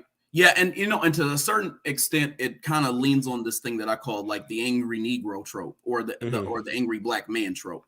And I see that quite a bit. And even in like some of like your main characters who were black males, they kind of go in that direction. Like, and I'll give you a good example of that. Look at the character Luke Cage. Luke Cage was a masculine black male, and he was a main character. And for the most part, like he's somebody who, like, if a black boy was to kind of watch him all the time, he would be a respectable character that, you could admire. But, they threw in a couple things to kind of, just throw him off. One thing I noticed was they made it seem like he was overly angry when he had that relationship with Claire in season 2. Because remember when he had issues with his dad and he didn't really want to talk about him, and Claire kept badgering him about it, and he got mad. He punched that wall. And she was talking about, I need to go back to my roots. And she was doing all that. Like, what I noticed is, like, they try to make him seem like he was the angry and out of control Negro. And then they made it so that the rest of the season, they just abused him. Because notice, like, he had all types of bad stuff happen to him at that point, because he got kicked out of Claire's place because she went back to her roots, and they kind of had this little break. Bushmaster whooped his ass. Then there was a situation where his so-called boy DW, whatever his name was, he made that shirt about Luke getting his ass whooped by Bushmaster. So it's like they continue to punish him even for like that situation with Claire throughout the whole like season. So I see them kind of go into that direction with a lot of like masculine like black characters quite a bit. Yeah. Now I saw someone mention it in the chat, and I actually was listening to another, I guess you could say, like a podcast where people were talking about another upcoming MCU movie that's coming out next year. It's actually the movie that's coming out after Guardians of the Galaxy, and that's called The Marvels. Of course, that's with Captain Marvel, Ms. Marvel, and Monica Rambeau.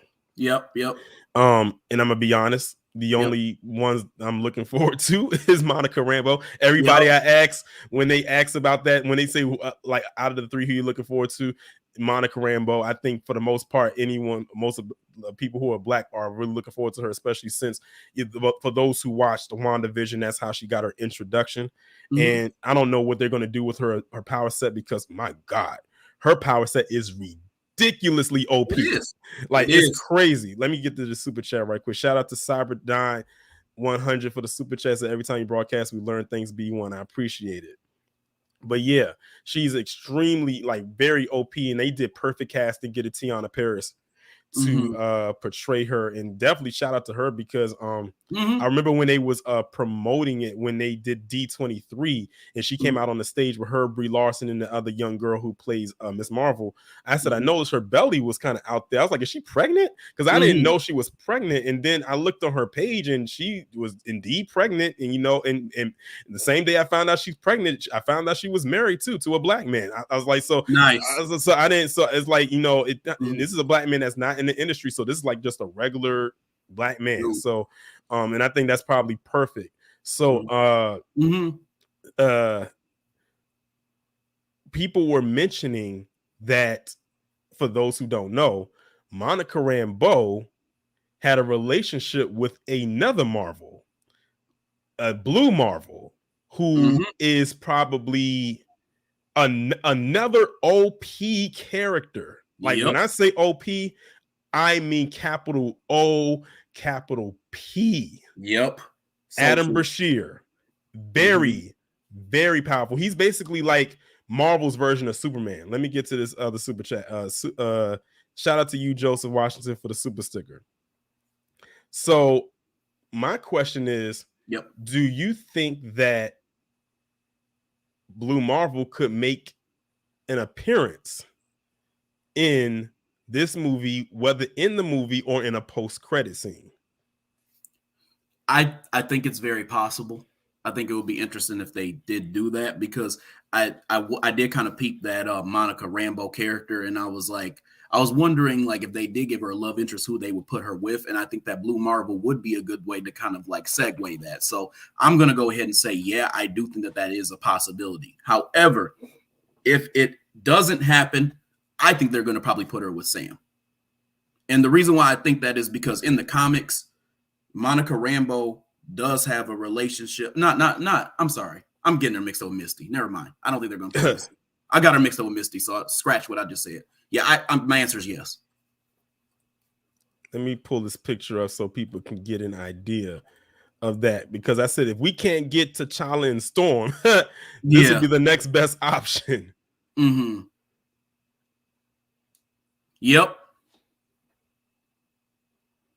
I said if we can't get T'Challa and Storm, this will be the next best option. So if people are unaware of Monica Rambeau and Adam Brashear, aka Blue Marvel, that is them. And Blue Marvel has a very interesting backstory. Like a very interesting backstory. That's what I actually liked about comics back in the day, compared to now, is that they actually had him for the times, because Blue Marvel was a character that had to shield his identity because he was a black man.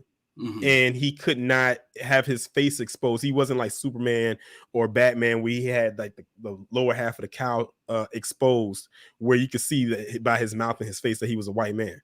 Blue Marvel had to keep his identity shielded, and when he got exposed as being a black man, the whole entire government turned their back on him. Like he lost everything. Now you think about this is a man who literally was a top tier superhero that was doing all these government type of missions.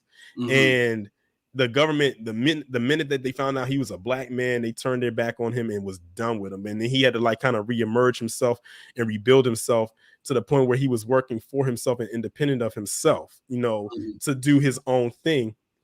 And then when stuff started to happen, it was like, oh, Blue Marvel, by the way, we need your assistance. And well, for the rest of y'all out there, y'all got to keep on looking into it. Like I said, he has a very interesting story that actually happened with another character I'm gonna talk about. But let me get to this other super chat. Shout out to DeAndre Mosley. He said Monica Rambeau also was once the leader of the Avengers as well. Exactly. She has a very good backstory too, and she was the first Captain Marvel before Carol Danvers. And I actually read somewhere that Monica was actually modeled after Pam Grier, like the creator who made her modeled her after Pam Grier. I actually didn't know that. Because they said that Pam Grier was just, you know, one of the best looking women back in the 70s, which without a doubt she definitely was. Yeah, so, she definitely was. So I can see why, you know, they modeled her after her. But the other character I want to talk about, and this is a DC character, it's another female character that had to hide their identity because they were black, is Nubia. Who we all know is the Black Wonder Woman. And you know, she doesn't get nearly as much shine as she should. And every draw up I've seen of her character, I keep saying to myself, who could play her? Like, do you have an idea of a name or a couple of names of actresses who could play Nubia? Oh my God, this is so funny you brought this up, because I actually made a post about this, and I named like I think 4 or 5 different people, and who I came up with was Deborah Ayarinde. I came up with Javicia Leslie. I came up with who else? I did say Tika Sumpter, but I would say she's probably like the last on the list. I could see Coco Jones playing her. And I could potentially see I could probably see Tiana Pierce actually playing her as well too. This is my all-time favorite. This is my all-time favorite picture of her. I love this picture. This is my favorite picture of Nubia. Yeah, I like that picture too. Another person I was thinking of too, now I think about it, is Anna Diop. That's another person. From Titans. Yep. Yeah. Who plays Starfire? That's right. Yeah, those are the people I would say. Someone said in the chat, AJ Johnson, if it was back in the day. I can see. I see that. I see that. But yeah, like I said, this picture right here of Nubia was always my favorite picture, because it shows that she's showing strength, she's showing grace, class, and most importantly, femininity. Like literally right here. But like I said, she was another character that had to hide her identity under a silver mask, like a silver plated mask. And then when she revealed herself, then it's like people kind of turned their back on her. So like she had to scale it back and kind of do side missions more so with Diana as an assist before she was off to her own again. So it's like her and Blue Marvel, while they are in two different universes, their stories are almost identical as far as what happened with them in their origins, as far as concealing their identities due to their race, and what happened after they got exposed because of their race, and what happened in the consequences behind it. What's interesting about the Nubia character, I just wanted to bring up real quick. I thought about kind of like the origins of Wonder Woman as a character. If you think about it, there's a lot of like kind of black origins that are kind of being hidden there, because really Wonder Woman as a character was based off of the homie women when they had that fight with the French and they done, you know, broke off in their asses. And then after they won, what the you know, white supremacists later were trying to say is that they got beat down by a bunch of like 10-foot Amazon women. So they kind of portray Wonder Woman based off of that narrative, but they just whitewashed her. So it's interesting how they kind of went backwards and kind of put out that narrative and then made the character Nubia. To me, that's so weird how they did that. They like told a half truth. And it's crazy because Storm was one of the first black characters that got put out there without having to conceal herself. Like when we saw Storm, we just saw her. Like there was no mask covering her face. It was just her. And you know, she was received pretty well. But I like how they translated real life from that particular time period and they brought it over into the comic realm, kind of like how they did X-Men. You know, the humans was representative of, you know, racism and white supremacy, and the mutants were representative of black people, or how Magneto was representative of Malcolm X and Dr. Xavier was representative of Dr. King. Yep. And then when you look at the dynamic and how it plays itself out, whether in the comics or especially in the animated series, which in my opinion is one of the best animated series of all time, you see the dynamic really play out. Like, wow, you just kind of sit back and like, okay, I definitely see it now. I'm curious to see what they're going to do with that X-Men 97 series that's supposed to be coming out, which is basically picking up where the series ended and continuing with the story that they were not able to finish doing because the show got cut off. Yeah. You know, I wanted to comment on that too, since you brought that up, with the whole Magneto thing being compared to Malcolm X. Here's my only issue with that. It's like, I remember that being a thing, but then at some point they kind of gave him these like Jewish like origins. Like, because he basically said that he was from the Holocaust. Correct. So to me, whether this was purposeful or not, it doesn't matter. I think it's purposeful, if I'm being honest. That what it did was it equated the struggle of like black people, if you're talking about Malcolm X, just even putting that out there in the air, to that of the plight of the white Jews. And I don't like that. By even making that comparison. Because even if you look at like and I get that they changed things up a little bit. Black Panther and Killmonger in the first Black Panther, I think that's a kind of a closer representation of Martin Luther King versus Malcolm X.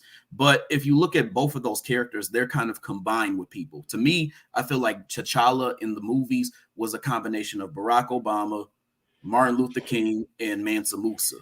Killmonger's character was a combination of the Black Panther Party, Malcolm X, and a Black American or FBA male. I can definitely see it. I can definitely see it. And speaking of Mansa Musa, whoever has the nerve to even dare tackle that as a subject, the black community needs to be on them like white on rice, because that's one of them stories that you cannot afford to mess that up. We don't care how long of a process you feel it's going to take for you to actually get that story to be told. Just make sure that story is told to perfection. Like it cannot have a flaw whatsoever. Yeah, agreed. And also, speaking of Mansa Musa, because I wanted to pick up on this, have you heard of the Lensa app? Yes, I have. Yep. have you seen like some of the effects that people have been doing, using it, especially a lot of black people? I find it Yes. very interesting, like, especially when I see a lot of black people using it, it has them, it's showing them in a very like a royal, futuristic superhero type of aspect that for some reason I like. Yeah. It's almost like it's something that could be put into a comic or even translated into that of a film. I have seen that. I did kind of like notice that. I've seen like, they'll give them different outfits and put them into, like just different, they'll give them different looks basically. I have noticed that. I think it looks cool. I'll say that. It definitely looks cool. Yeah, definitely. And I don't know if you saw either, someone had created, it was a person that did, I guess they do Photoshop, and if this is Photoshop, that I'm blown away. But they did something called Bashanga, the first Black Panther. I saw that. Like, what is your take on that? Because I'm gonna be honest, I thought that was real. I was shocked to learn that it wasn't. Yeah, I thought it was real too at first when I saw it, and I went in, I dug more and I found out that it was like a concept or an idea that somebody thought about, but it wasn't something that was brought into fruition or anything, or is going to be. But I think it would be cool. I'm just afraid because of like the climate and the way that they've actually like told a lot of like African-esque stories that they'll kind of throw in some like disrespectful agendas, and I say that based off of the backs of the Wakanda Forever movie, and then this kind of goes outside of blerdness, but I just want to say this, and outside because of the Woman King. Those two things to me make me feel like they're going to do something disrespectful to that type of movie. I could be totally wrong, but I feel like they might. But I thought the images were dope. I'm glad you posted that picture because like that's one of the ones I thought that was cool. But I thought it looked really, really awesome. So if done correctly, it would be cool. But I'm just afraid of those other like tropes being thrown in there. I could not believe that this was computer generated. It looks so real. It does though. It looks so real. Like when the person who ever created this put this online, it looks so authentic. It had people literally looking probably on IMDb to see if this was factual, like if this was actually a real thing. Because it literally looks like it looks too real. It's crazy. The detail of it is amazing. Even the letters Bashinga, like the way that they put it there, as if like it was really a Marvel Studio production. It's kind of cool. I'm not gonna lie. Exactly. And speaking of that, it's something I noticed. Speaking of wording and how everything was posted, and this is going back to Black Panther as well, more so Wakanda Forever. Did you notice that? Think about all the MCU movies that came out in Phase 4, which is, Black Widow, Shang-Chi, Doctor Strange and the Multiverse of Madness, Spider-Man, No Way Home, Thor: Love and Thunder, and then Black Panther, Wakanda Forever. If you notice how the titles looked on all of those movies, minus Black Panther, Wakanda Forever, notice how the wording of the title of the character itself, not the movie that goes underneath it, like the second part, the secondary title, their title was big. But when it came to Black Panther Wakanda Forever, Black Panther was real tiny, and they accentuated more so on Wakanda Forever. So it's almost like they let you know ahead of time that you're going into this movie, Black Panther is going to be like this small, but Wakanda is going to be this big. I said that's something I noticed that some people did not pick up on.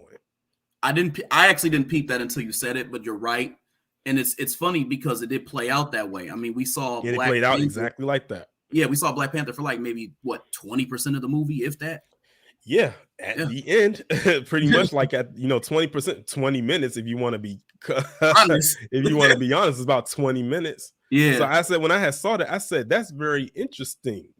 Right there. Of course, we know with the first Black Panther, the title, of course, was very big and out there. And even look at they showed the trailers for Ant-Man and the Wasp: Quantumania.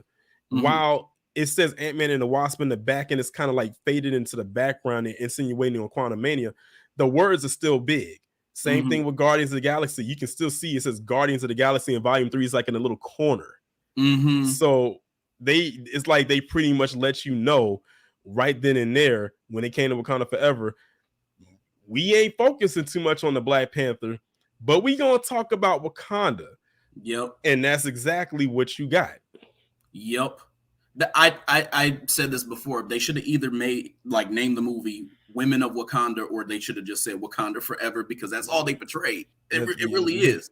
Yeah, and pretty much. And aren't they supposed to be like doing aren't they supposed to be making like a Disney Plus show talking about, Wakanda? That's what I heard. I don't know when they're going to do that, but I did hear that rumor. Yeah.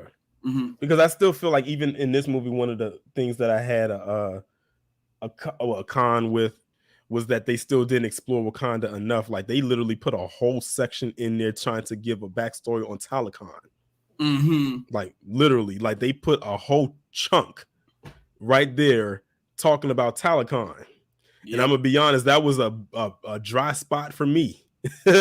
No pun intended, considering they were in water, but it was a dry spot for me in the movie when they was doing that part. Like that was the part where I was like, okay, let me just kind of lean into this chair and kind of, try to see if I can stay awake. But yeah. Yeah. There are a lot of storylines that they really could have explored, and I would have been excited had T'Challa been alive. Oh yeah, or if T'Challa is alive, because one storyline that I would have liked to have seen was the whole White Wolf thing, but they destroyed that in the first movie by even calling Bucky the White Wolf and then not even amounting really to anything, to be honest. So yeah, and the thing is, like, and also too, when them calling him the White Wolf, a lot of people wouldn't have known who the White Wolf was. I mean, the people who read the comics know that Bucky was known as the White Wolf, but to the casual audience, they wouldn't have known who he was, except for when he came out there. Everyone's like, "Oh my God, it's Bucky! Why are they calling him White Wolf?" But they really didn't go into that story at all. No, like, they just put it there and just left it there. And like you said, they could have explored a little bit more with that. And again, going back to wishing that, T'Challa was there, because we know that him and Namor fighting as adversaries, that's a huge plot point in that story. Yeah, they had constant battles with each other. They did. And T'Challa was whooping him like crazy in the comics too. Oh yeah, it was almost like they had almost like a Batman Joker type of relationship. And also the same thing with him and Killmonger. Killmonger and Black Panther also had constant beefs with each other as well. And which, by the way, they made them related in the movie. In the comics, they have no relation at all. Like no type of relationship, like as far as family. Like there's no blood relation there at all. But in the movie, they made them cousins. Mm-hmm. Which I really didn't, I didn't have a problem with. I mean, Yeah, I was gonna say I personally didn't really have a problem with that. I think what they did was the kind of consciousness that was in the T'Challa character that was in the comics, they put him in the Killmonger character and removed him totally from T'Challa. And that's why I think that was on purpose, because T'Challa really was acting in a way Killmonger was acting in a way that T'Challa would have based on the comics. Oh yeah, most definitely, definitely. Mm-hmm. I guess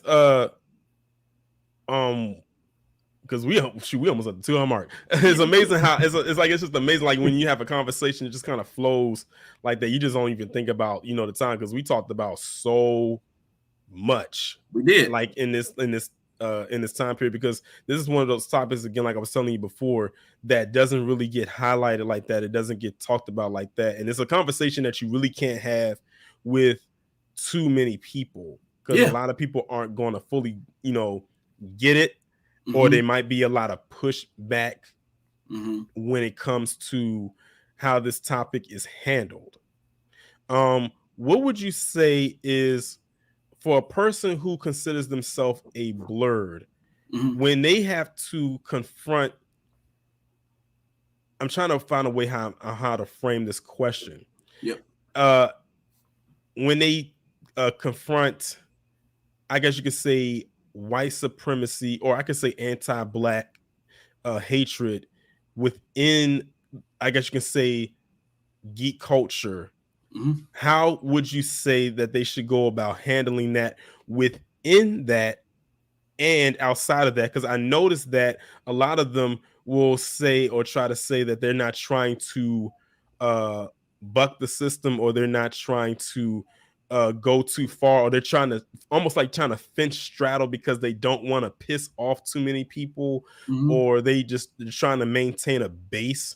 What would you say to a person like that who feels that they are in that position? The first thing that I would say is that there's a difference between fear and cowardice. Fear is when, like, you're afraid of the repercussions you may get for speaking up for something that you feel is the truth, or just feel like this emotional feeling of being afraid of a repercussion. And cowardice is acting upon that, deciding that you're not going to do anything because of the fear. Everybody, to some extent, is fearful of something.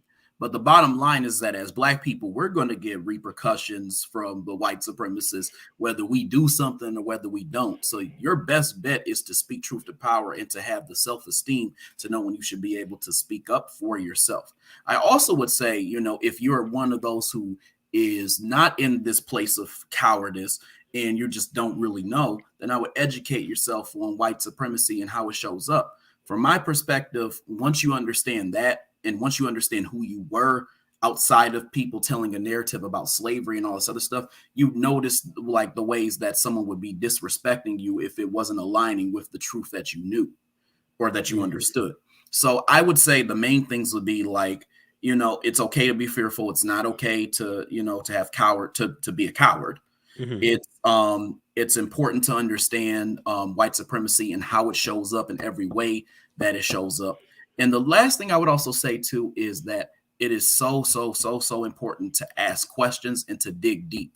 The answer to certain things aren't going to be right there in your face. You got to critically think, you know what I mean? You got to really look at, kind of adding two and two together when certain things show up, and also know that it's not just these things that I'm talking about aren't just necessarily happening in the blurred space. They're happening in just general media, and you can kind of see where it shows up at as well too. And I want to say one last thing about that whole blurred thing. I think one of the biggest issues when it comes to fully grasping this concept of white supremacy is that a lot of people who enjoy TV, especially Blerds, get into escapism. Yes. You know what I mean? Yes. Escapism is super important to Blerds because it's this idea of, instead of running and hiding to your tent, you create a tent with a dragon hovering over it so that it protects you. And I think that you can do two things with that. You can either decide to use that as a means to try to, find comfort in white supremacy, or you can use that to challenge it and to tell stories for your people so they can, be educated instead of indoctrinated. Exactly. I'm glad you brought up that escapism, because that was a word. That's a word that constantly, frequently comes up. But let me get to the super chat right quick. Shout out to JoJo. He says, shout out to Torian Rain Reloaded for staying consistent and relevant. Much love, brother, from your FBA brother. I appreciate it. That escapism, that is a big word right there.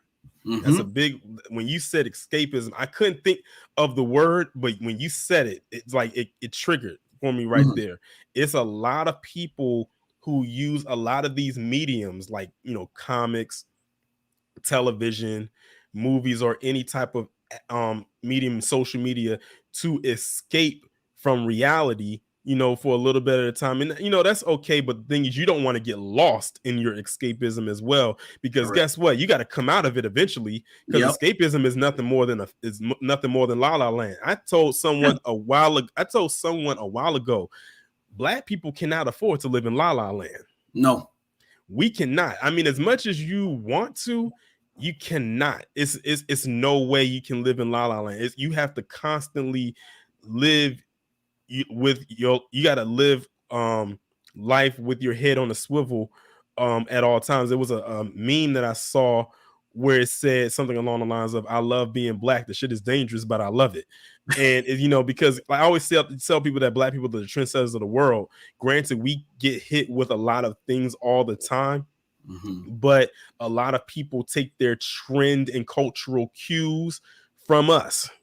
Like all the time. I actually did a video the other day about this man named Vadim Shumkov, who actually had the nerve to blame Russia's cultural decline on Black American culture. it got it got for him. I guess it got that deep. I couldn't believe that he actually said that, but I mean, that's how he felt. And I'm like, it's probably, how many Black Americans is it over in Russia? And I said, y'all in the middle of a war. But I said, it's just crazy, like how that just kind of plays out. But yes, the escapism part, Black people, especially, like Black Americans in particular, we live in a system that you cannot just run and tuck your tail and hide so easily, because this system knows where you're hiding. It's like living in one big big brother program. They know exactly where you're hiding. So don't try to feel that you're just going to just run and escape and then everything is just going to be okay. Just like I've always heard some people say back in the day, oh, I'm going to leave the US and go to live in another land. Listen, it's a global system.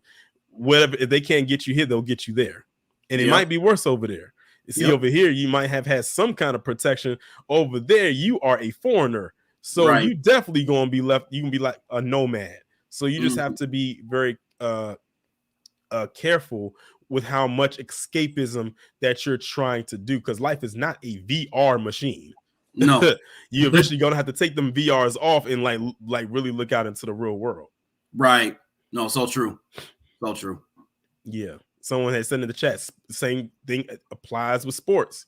That's another thing. Like eventually you just gonna have to kick back into reality. And going back to what you were saying, when it comes to a lot of people who are Blerds, what they need to do is understand, and that's going back to the title, is they have to understand and fully get a grasp on white supremacy before they get into these avenues. That way, when it hits them, in some of these spaces, then it doesn't, come off, like it's a shock thing. Because I've heard stories about how some of these individuals go into these spaces and usually they're one of the few there, and they get hit with stuff like this and they can't believe what happened. I said, well, if you would have known what you was walking into and read the room, then you would have been better prepared for what you were walking into, or better prepared to not go into that space. Yeah, and I always say this too. There's a difference between like not being educated, not being aware, and then just being ignorant to the point where you're cool with being off code or being just a straight up coon.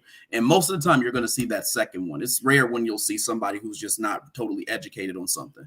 And that's what I do with my platform is whenever I, make these posts, I'm hoping that I'm catching people who really don't understand how white supremacy shows up, but not necessarily people who have just accepted they're cool with like, embracing that type of society. Exactly. Like, because, you've always heard some people who, and that's one question. I'm glad that it popped up to me. Have you ever had, well, actually it's two questions, but I'll ask it at two different times. Okay. What has your interaction been like with a Blerd person? Like, what have you ever had a conversation with someone who is like well ingrained into the culture? Have they had your mindset, or have they had the buck dancing mindset? Like, which one have you encountered more? I would say that's a great question, actually. I would say I've encountered more buck dancing than I've encountered. Okay. Somehow I'm not surprised by that response, unfortunately. Oh yeah, definitely. I was gonna say there is a group that I am that I have like a little chat with on Instagram, and we'll kind of like talk about a lot of different topics, and a lot of the brothers who are in there are on code. And I see kind of like speckles of people on Instagram who are Blerds who are also on code as well too. But for the most part, the people who I've met like in real life, like I've actually met them outside of like Instagram, they have been buck dancing like hell. Yeah. Unfortunately, and like I said, when you don't really know your history like that, you pretty much will fall for anything. And it's it's crazy, it's crazy, how all of that just kind of plays itself out into real life, because again, they have gotten so invested into that fantasy land that they feel like they're going to bring the fantasy back into reality. I was like, no, you got to leave it there and step back into reality. You don't have the luxury, like I said, of living in La La Land like that. So you have to understand and read the room of where you are. And unfortunately, I think a lot of Blerds do not know how to do that. I'm not gonna say that all of them don't, because one person I'll use as an example, and when I put it on the thumbnail, was I put Jordan Peele up there. Yep. Now, this is a guy that started off doing comedy, on Mad TV. Then when it had his own show, Key and Peele with Keegan Michael Key. Then they did some comedy movies. In a flip of a switch, he makes Get Out. And it's like, whoa, like what kind of 180-degree turn was this? Yep. That made you go from that to this. And we're not mad at it, because like this, like Get Out is definitely probably going to be one of the put down as a cult classic for years to come. Yep. Then he followed up with Us, and then Nope. So it's crazy like how that switch happened. Now he's a person that like how we're having this conversation, we could have this kind of conversation with him. Agreed. Like that's why I told you before we got started, I couldn't bring up just anybody to have this conversation with, because it would turn more into a debate rather than a conversation. And I said, I didn't come up here to debate. This was more so of a conversation. Right. And I was gonna say just about that, just my nature in general is I'm just inquisitive of just the things that people do and the way that they kind of like behave. So with me, I generally like don't get into a whole lot of debates unless like I feel very strongly about something. My big thing is coming to an understanding of who it is that I'm having a conversation with, and how we can make this conversation constructive. Because to me, like that should be the essence of all conversation, making sure that it's constructive and that something is getting solved from it. Whether that's, hey, I don't need to deal with this person, or it's a thing where it's like I just need to see kind of like where you're coming from, so I can kind of consider this thing I didn't think about. And that's very important for us, because a lot of times you got to vet the people who you associate with, especially as a blerd. Definitely. Yeah. Most definitely. Because not everyone is going to be there for what it is that you're there for. And it's like, you can probably be cool with them and everything like that. Because you have to know what kind of conversations you're going to have with a particular person. And that's not to say that this person is like, bad, or, like I can't, F with you or anything like that. But it's just that with certain conversations I can have with certain people, you are not certain people. Yeah. So I can have certain conversations with you that I can't have with anybody else. But when it comes to certain topics like this, I can't. It's not a thing. Now, another thing that I've always, heard of when it comes to people who are considered to be blerds is that I've heard stories about how many of them say when they were in school growing up that they would get bullied because they were black and nerds was always seen as a category as leaning more to whiteness, and how maybe they wouldn't seen as being the popular person, or girls wouldn't talk to them, or things of that nature. Can you expound on that talking point? Yeah, definitely. So everybody has a different story, but this is just mine. Me personally, I was bullied, but I think that what it ends up coming down to is how you decide to be, I guess, as you get older. What I notice is that a lot of people are upset by the way that they were treated, when they got older, and they end up hating their own community because of that. And it shows in some of their actions and some of their behaviors. Me personally, I wasn't like that. I always liked myself. I always knew who I was, and I was cool with that.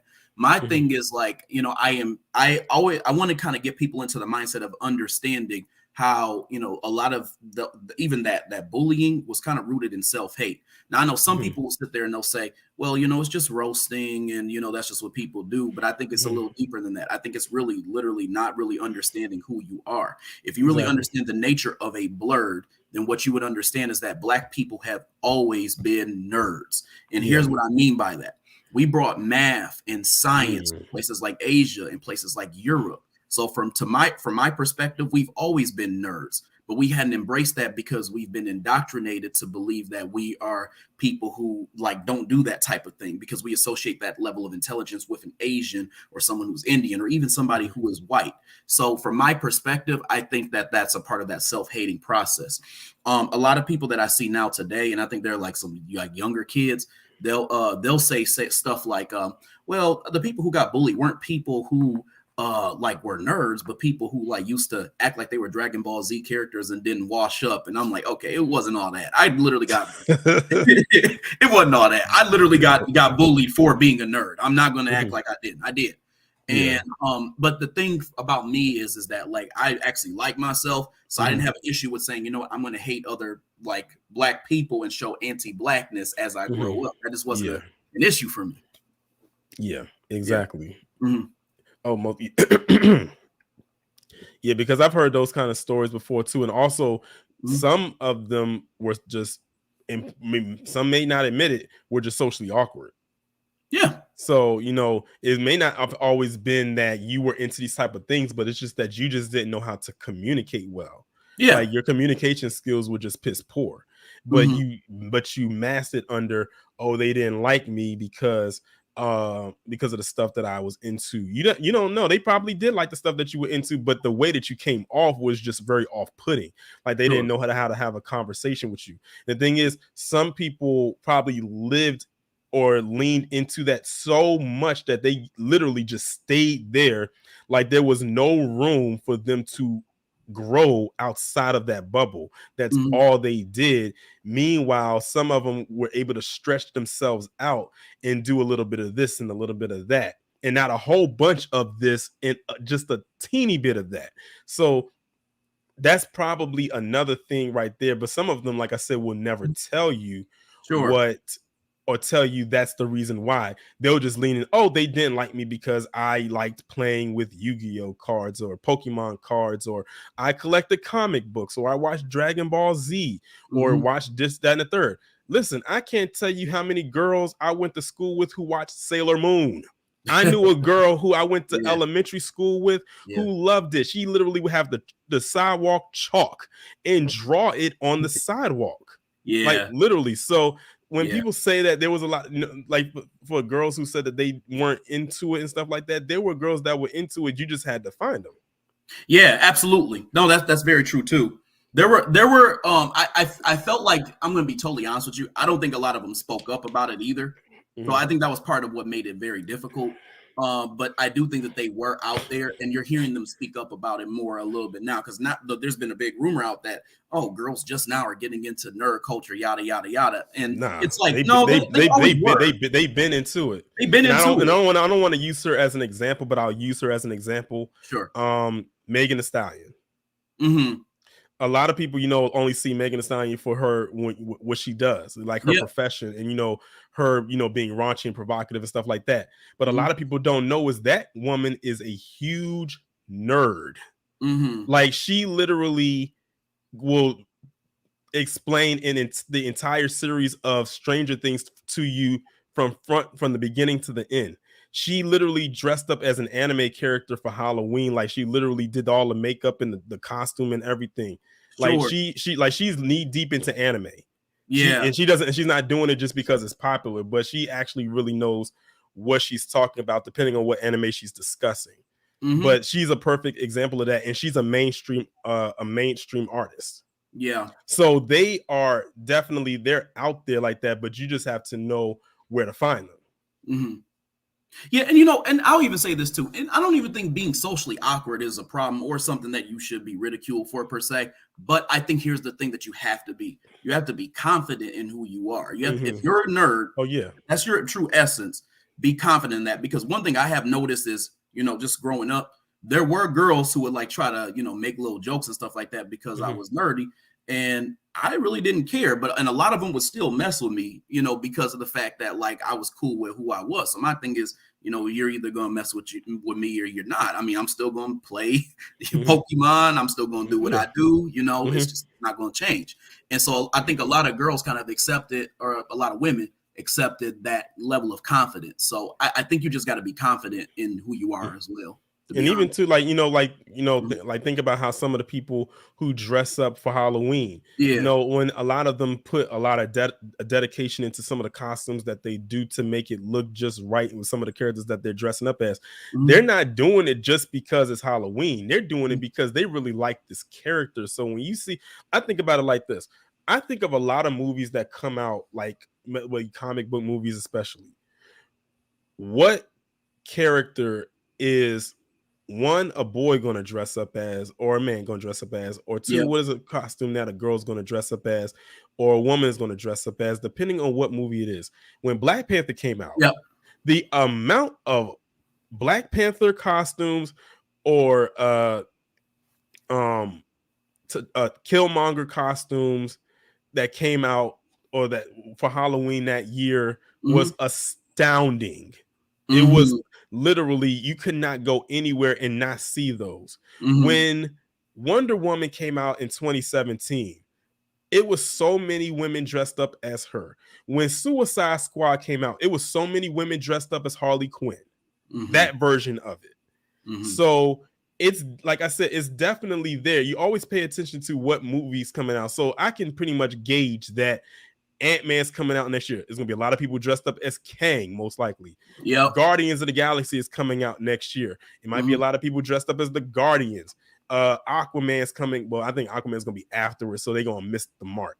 Then you gotta think of like all these other stuff that's coming out. They're going to follow whatever is there. And you can tell who is really into it by the dedication that they put into their look. Because some people will just say, I'm gonna put this on, put this makeup on, and boom, here I go. The others, they plan this thing out months in advance, get stuff tailored for them. They probably, some of these celebrities who can afford it. I actually saw a post on Instagram, and they were saying Halloween has officially become a rich person's holiday because the way that the rich folks put their work into their costumes to make it look just like how it is whoever they're dressing up as. They said us regular folks don't stand a chance. And I said, you know what? I mean, that is one way to look at it, but then at the same time, you can still do your own thing, but you know, it's the dedication. You know, you put as much effort and time into it as you possibly could. It's actually a woman that I go to the gym with, and I told her a couple months ago, I said, you know who you should be for Halloween? And she said, who? Lara Croft from Tomb Raider. Now this is a black woman. She's kind of on the light skinned side, and I said she literally has the shape, like literally down to a T of Lara Croft.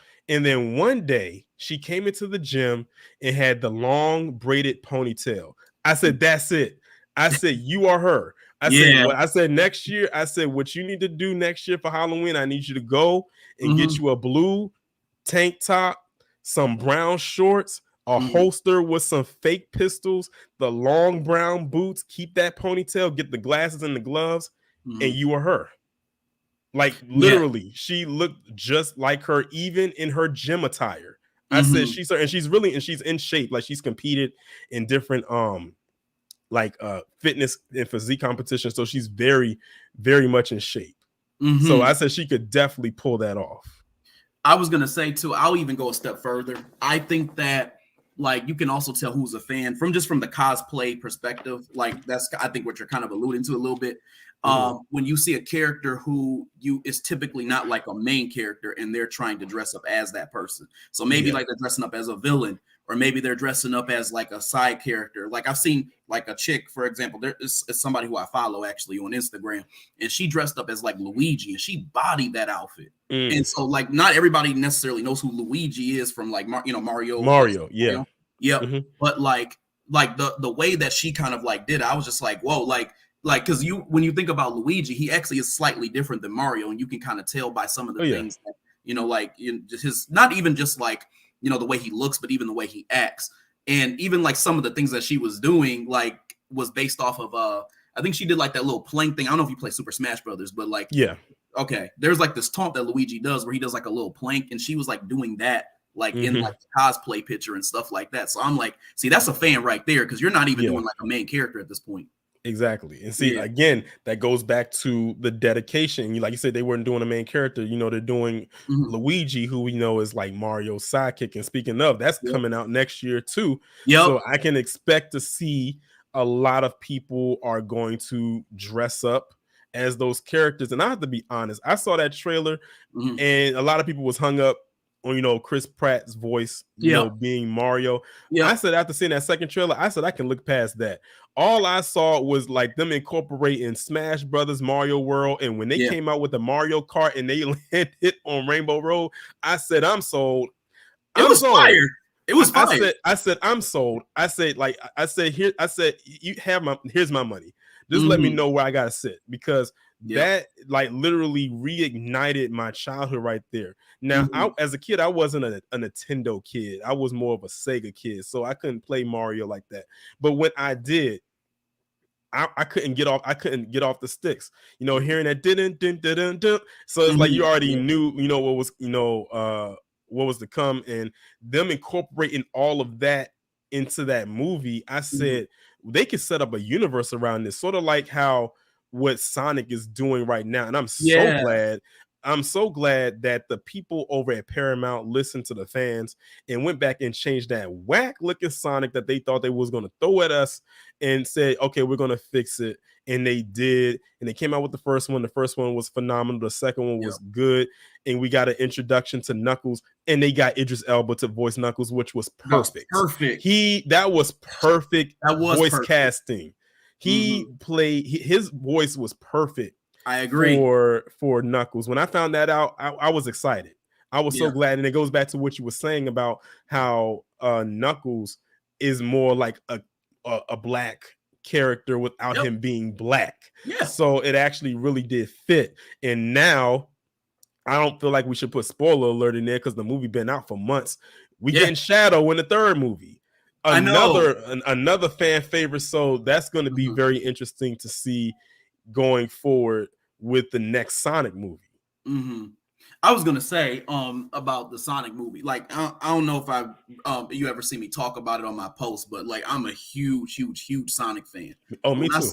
Oh, you are too? Cool. When I saw that second Sonic movie, I was actually blown away by the amount of detail that they put into it. Like even down to like putting in Knuckles' favorite food on there. I was like, man, they did like an excellent job with this. It was almost like overly impressive. So it's so funny that you brought that up, because that's kind of how I felt about the Mario trailers. I felt like it was kind of doing something similar to what they did with the Sonic movie, where it was paying a lot of fan service. I actually wanted to highlight a comment right here.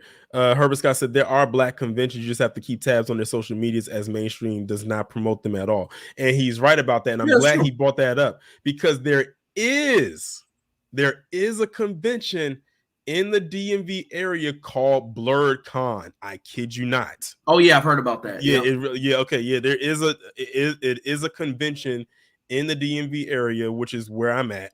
That is called Blerd Con. That literally is just a convention for all the Blerds to go to. So all the people that feel like there's no one out there like them, trust me, there is. You just have to know where to look. And they have different conventions. They bring in different mainstream actors who are playing like black characters in upcoming movies and shows. They even highlight independent comic creators who are doing their own thing, who aren't mainstream and really put out there like that. And I feel like they don't get enough shine, because they can really go full-fledged with it, because they don't have any strings really attached to them. They're not, I always say they're not bound by a contract. But they definitely do have Blerd Con conventions. And what I like about that is because those seem to be more affordable, opposed to, like, of course, your Comic Cons in San Diego, because that's the big one. Then they have the New York Comic Con, and that's like the second in command, and then it's everybody else. But they do have different Blerd Con events. Like, you probably just go online and Google, type in Blerd Con, and see if they have any type of those conventions in your area. But I definitely know that they have them in DC, because I remember I think they had them at a hotel somewhere in Virginia last year. I think it was at a hotel in Virginia last year. I think one time they had some kind of convention at the convention center in DC, which is like a huge spot there. So like I said, those type of conventions are definitely out there. Sure. Yeah, I'm definitely gonna have to check it out. I have a couple like followers who actually are in the DMV. And you know, in my area, I'd have to travel a little bit because I live in West Michigan, so I'd have to travel to like Detroit or Chicago because I'm like midway through between the two of them in order to go to something big like that. Yeah. I actually just looked it up on Google, and they said the next BlerdCon is going to be July 7th through the 9th. As a matter of fact, let me pull the website up. So here it is right here. Okay. They even have a countdown right here. 207 days. They got the countdown here, but it's going to be July 7th to July 9th of 2023, and that's their theme. It's called BlerdCon Fade to Black. That's the name of it, and this is all the different. I think this is highlights from the con that they just had, so you can see it right here. Cool. And it's held at the Hyatt Regency in Crystal City. I know exactly where that's at. I've been to that hotel. Okay. So they have all the different stuff up here. Badges Hotel program. Well, this is 2022. But yeah, so that's pretty much it right there. Gotcha. Okay, cool. So I just wanted to put that out there just in case people were unaware. And I think that is the main one. Like as far as a BlerdCon goes, it's that one. So you know how like the San Diego Comic-Con, they have that one. The New York one is in New York. The BlerdCon is in Virginia. Cool. So for those who wanted to attend, that's the one. So if you do want to go, you better start saving your coins right now, unless you live local like myself. And it's also crazy. I've never been to one, and I need to try to push myself to actually go to one just to say that I've been to one and actually, experience it for myself. I actually went to some kind of like, it was a place in LA because I went to Los Angeles for my birthday a couple months ago. And I went to this spot. It was like a warehouse called Frankensons. And they had like different, it was overwhelming. It was an old Toys R Us store that closed down. And they had all this different stuff in there, like games, movies, comics, anime, like you name it, they had it. But it was one part in there that had Yu-Gi-Oh based stuff. And they had these giant Yu-Gi-Oh cards. Cool. And they were huge. Yeah, I need to go to more events like that too. I'm definitely with you because I've only been to, I think maybe like a couple of like actual like Blerd kind of like conventions. I think I went to a Comic-Con in Grand Rapids, Michigan, and that was like some years ago. And then I went to some type of Blerd type of thing in Seattle, but I don't remember if that was a Comic-Con or if that was something else. Yeah, see, this wasn't a convention. Yeah, okay. It was just like a warehouse, like a store. Gotcha. I see. But yeah, that's pretty much all I have. Cool. This was this is a very good show, I guess, if you want to put it that way. Yeah, we've been on here for like 2.5 hours or so. So yeah, definitely. But yeah, shout out to everybody who came through. Shout out to you for coming up and pretty much giving your perspective on this topic. Let the people know where they can find you. Yeah, first of all, I want to say I appreciate you having me on too. So I thought this conversation was great as well. You can find me at as it says here, at Colas Creative. You can follow me on Instagram. You also can find me at that same name, Colas Creative, on Twitter as well too. Still building that up, but Instagram is my main bread and butter. I also have a podcast, and it's called the Black Blerd Kingdom Podcast. It's on all major platforms at this point. Still updating Apple, but mostly on Anchor, and still building up the YouTube page. But that's about it. I can't wait for that YouTube page to come up. Yeah, I'm still building it up, but I'll get there. I'll definitely get there. Make sure y'all definitely check out the podcast. That podcast is really good. That last one you did, wow, that intro was crazy. That was like a good 20-minute roast session. Yeah, I'll be roasting in the podcast sometimes. I'm telling y'all, if y'all want to hear the raw, uncut version of this dude, listen to the podcast. Yeah. I'm telling you that. I'm telling you that man be cussing like a pirate. It's crazy. He ain't lying. But yeah, exactly. But yeah, shout out to everybody that came through. Shout out to everybody that donated. Like I said, this is a special stream right here. Usually I don't go live on the weekends. I'm usually only going live like on Fridays. But because we had the time, I said, hey, why not? But shout out to everybody. Make sure y'all hit that like button, share button, subscribe if y'all are new. And I will talk to you all later. All right, peace out.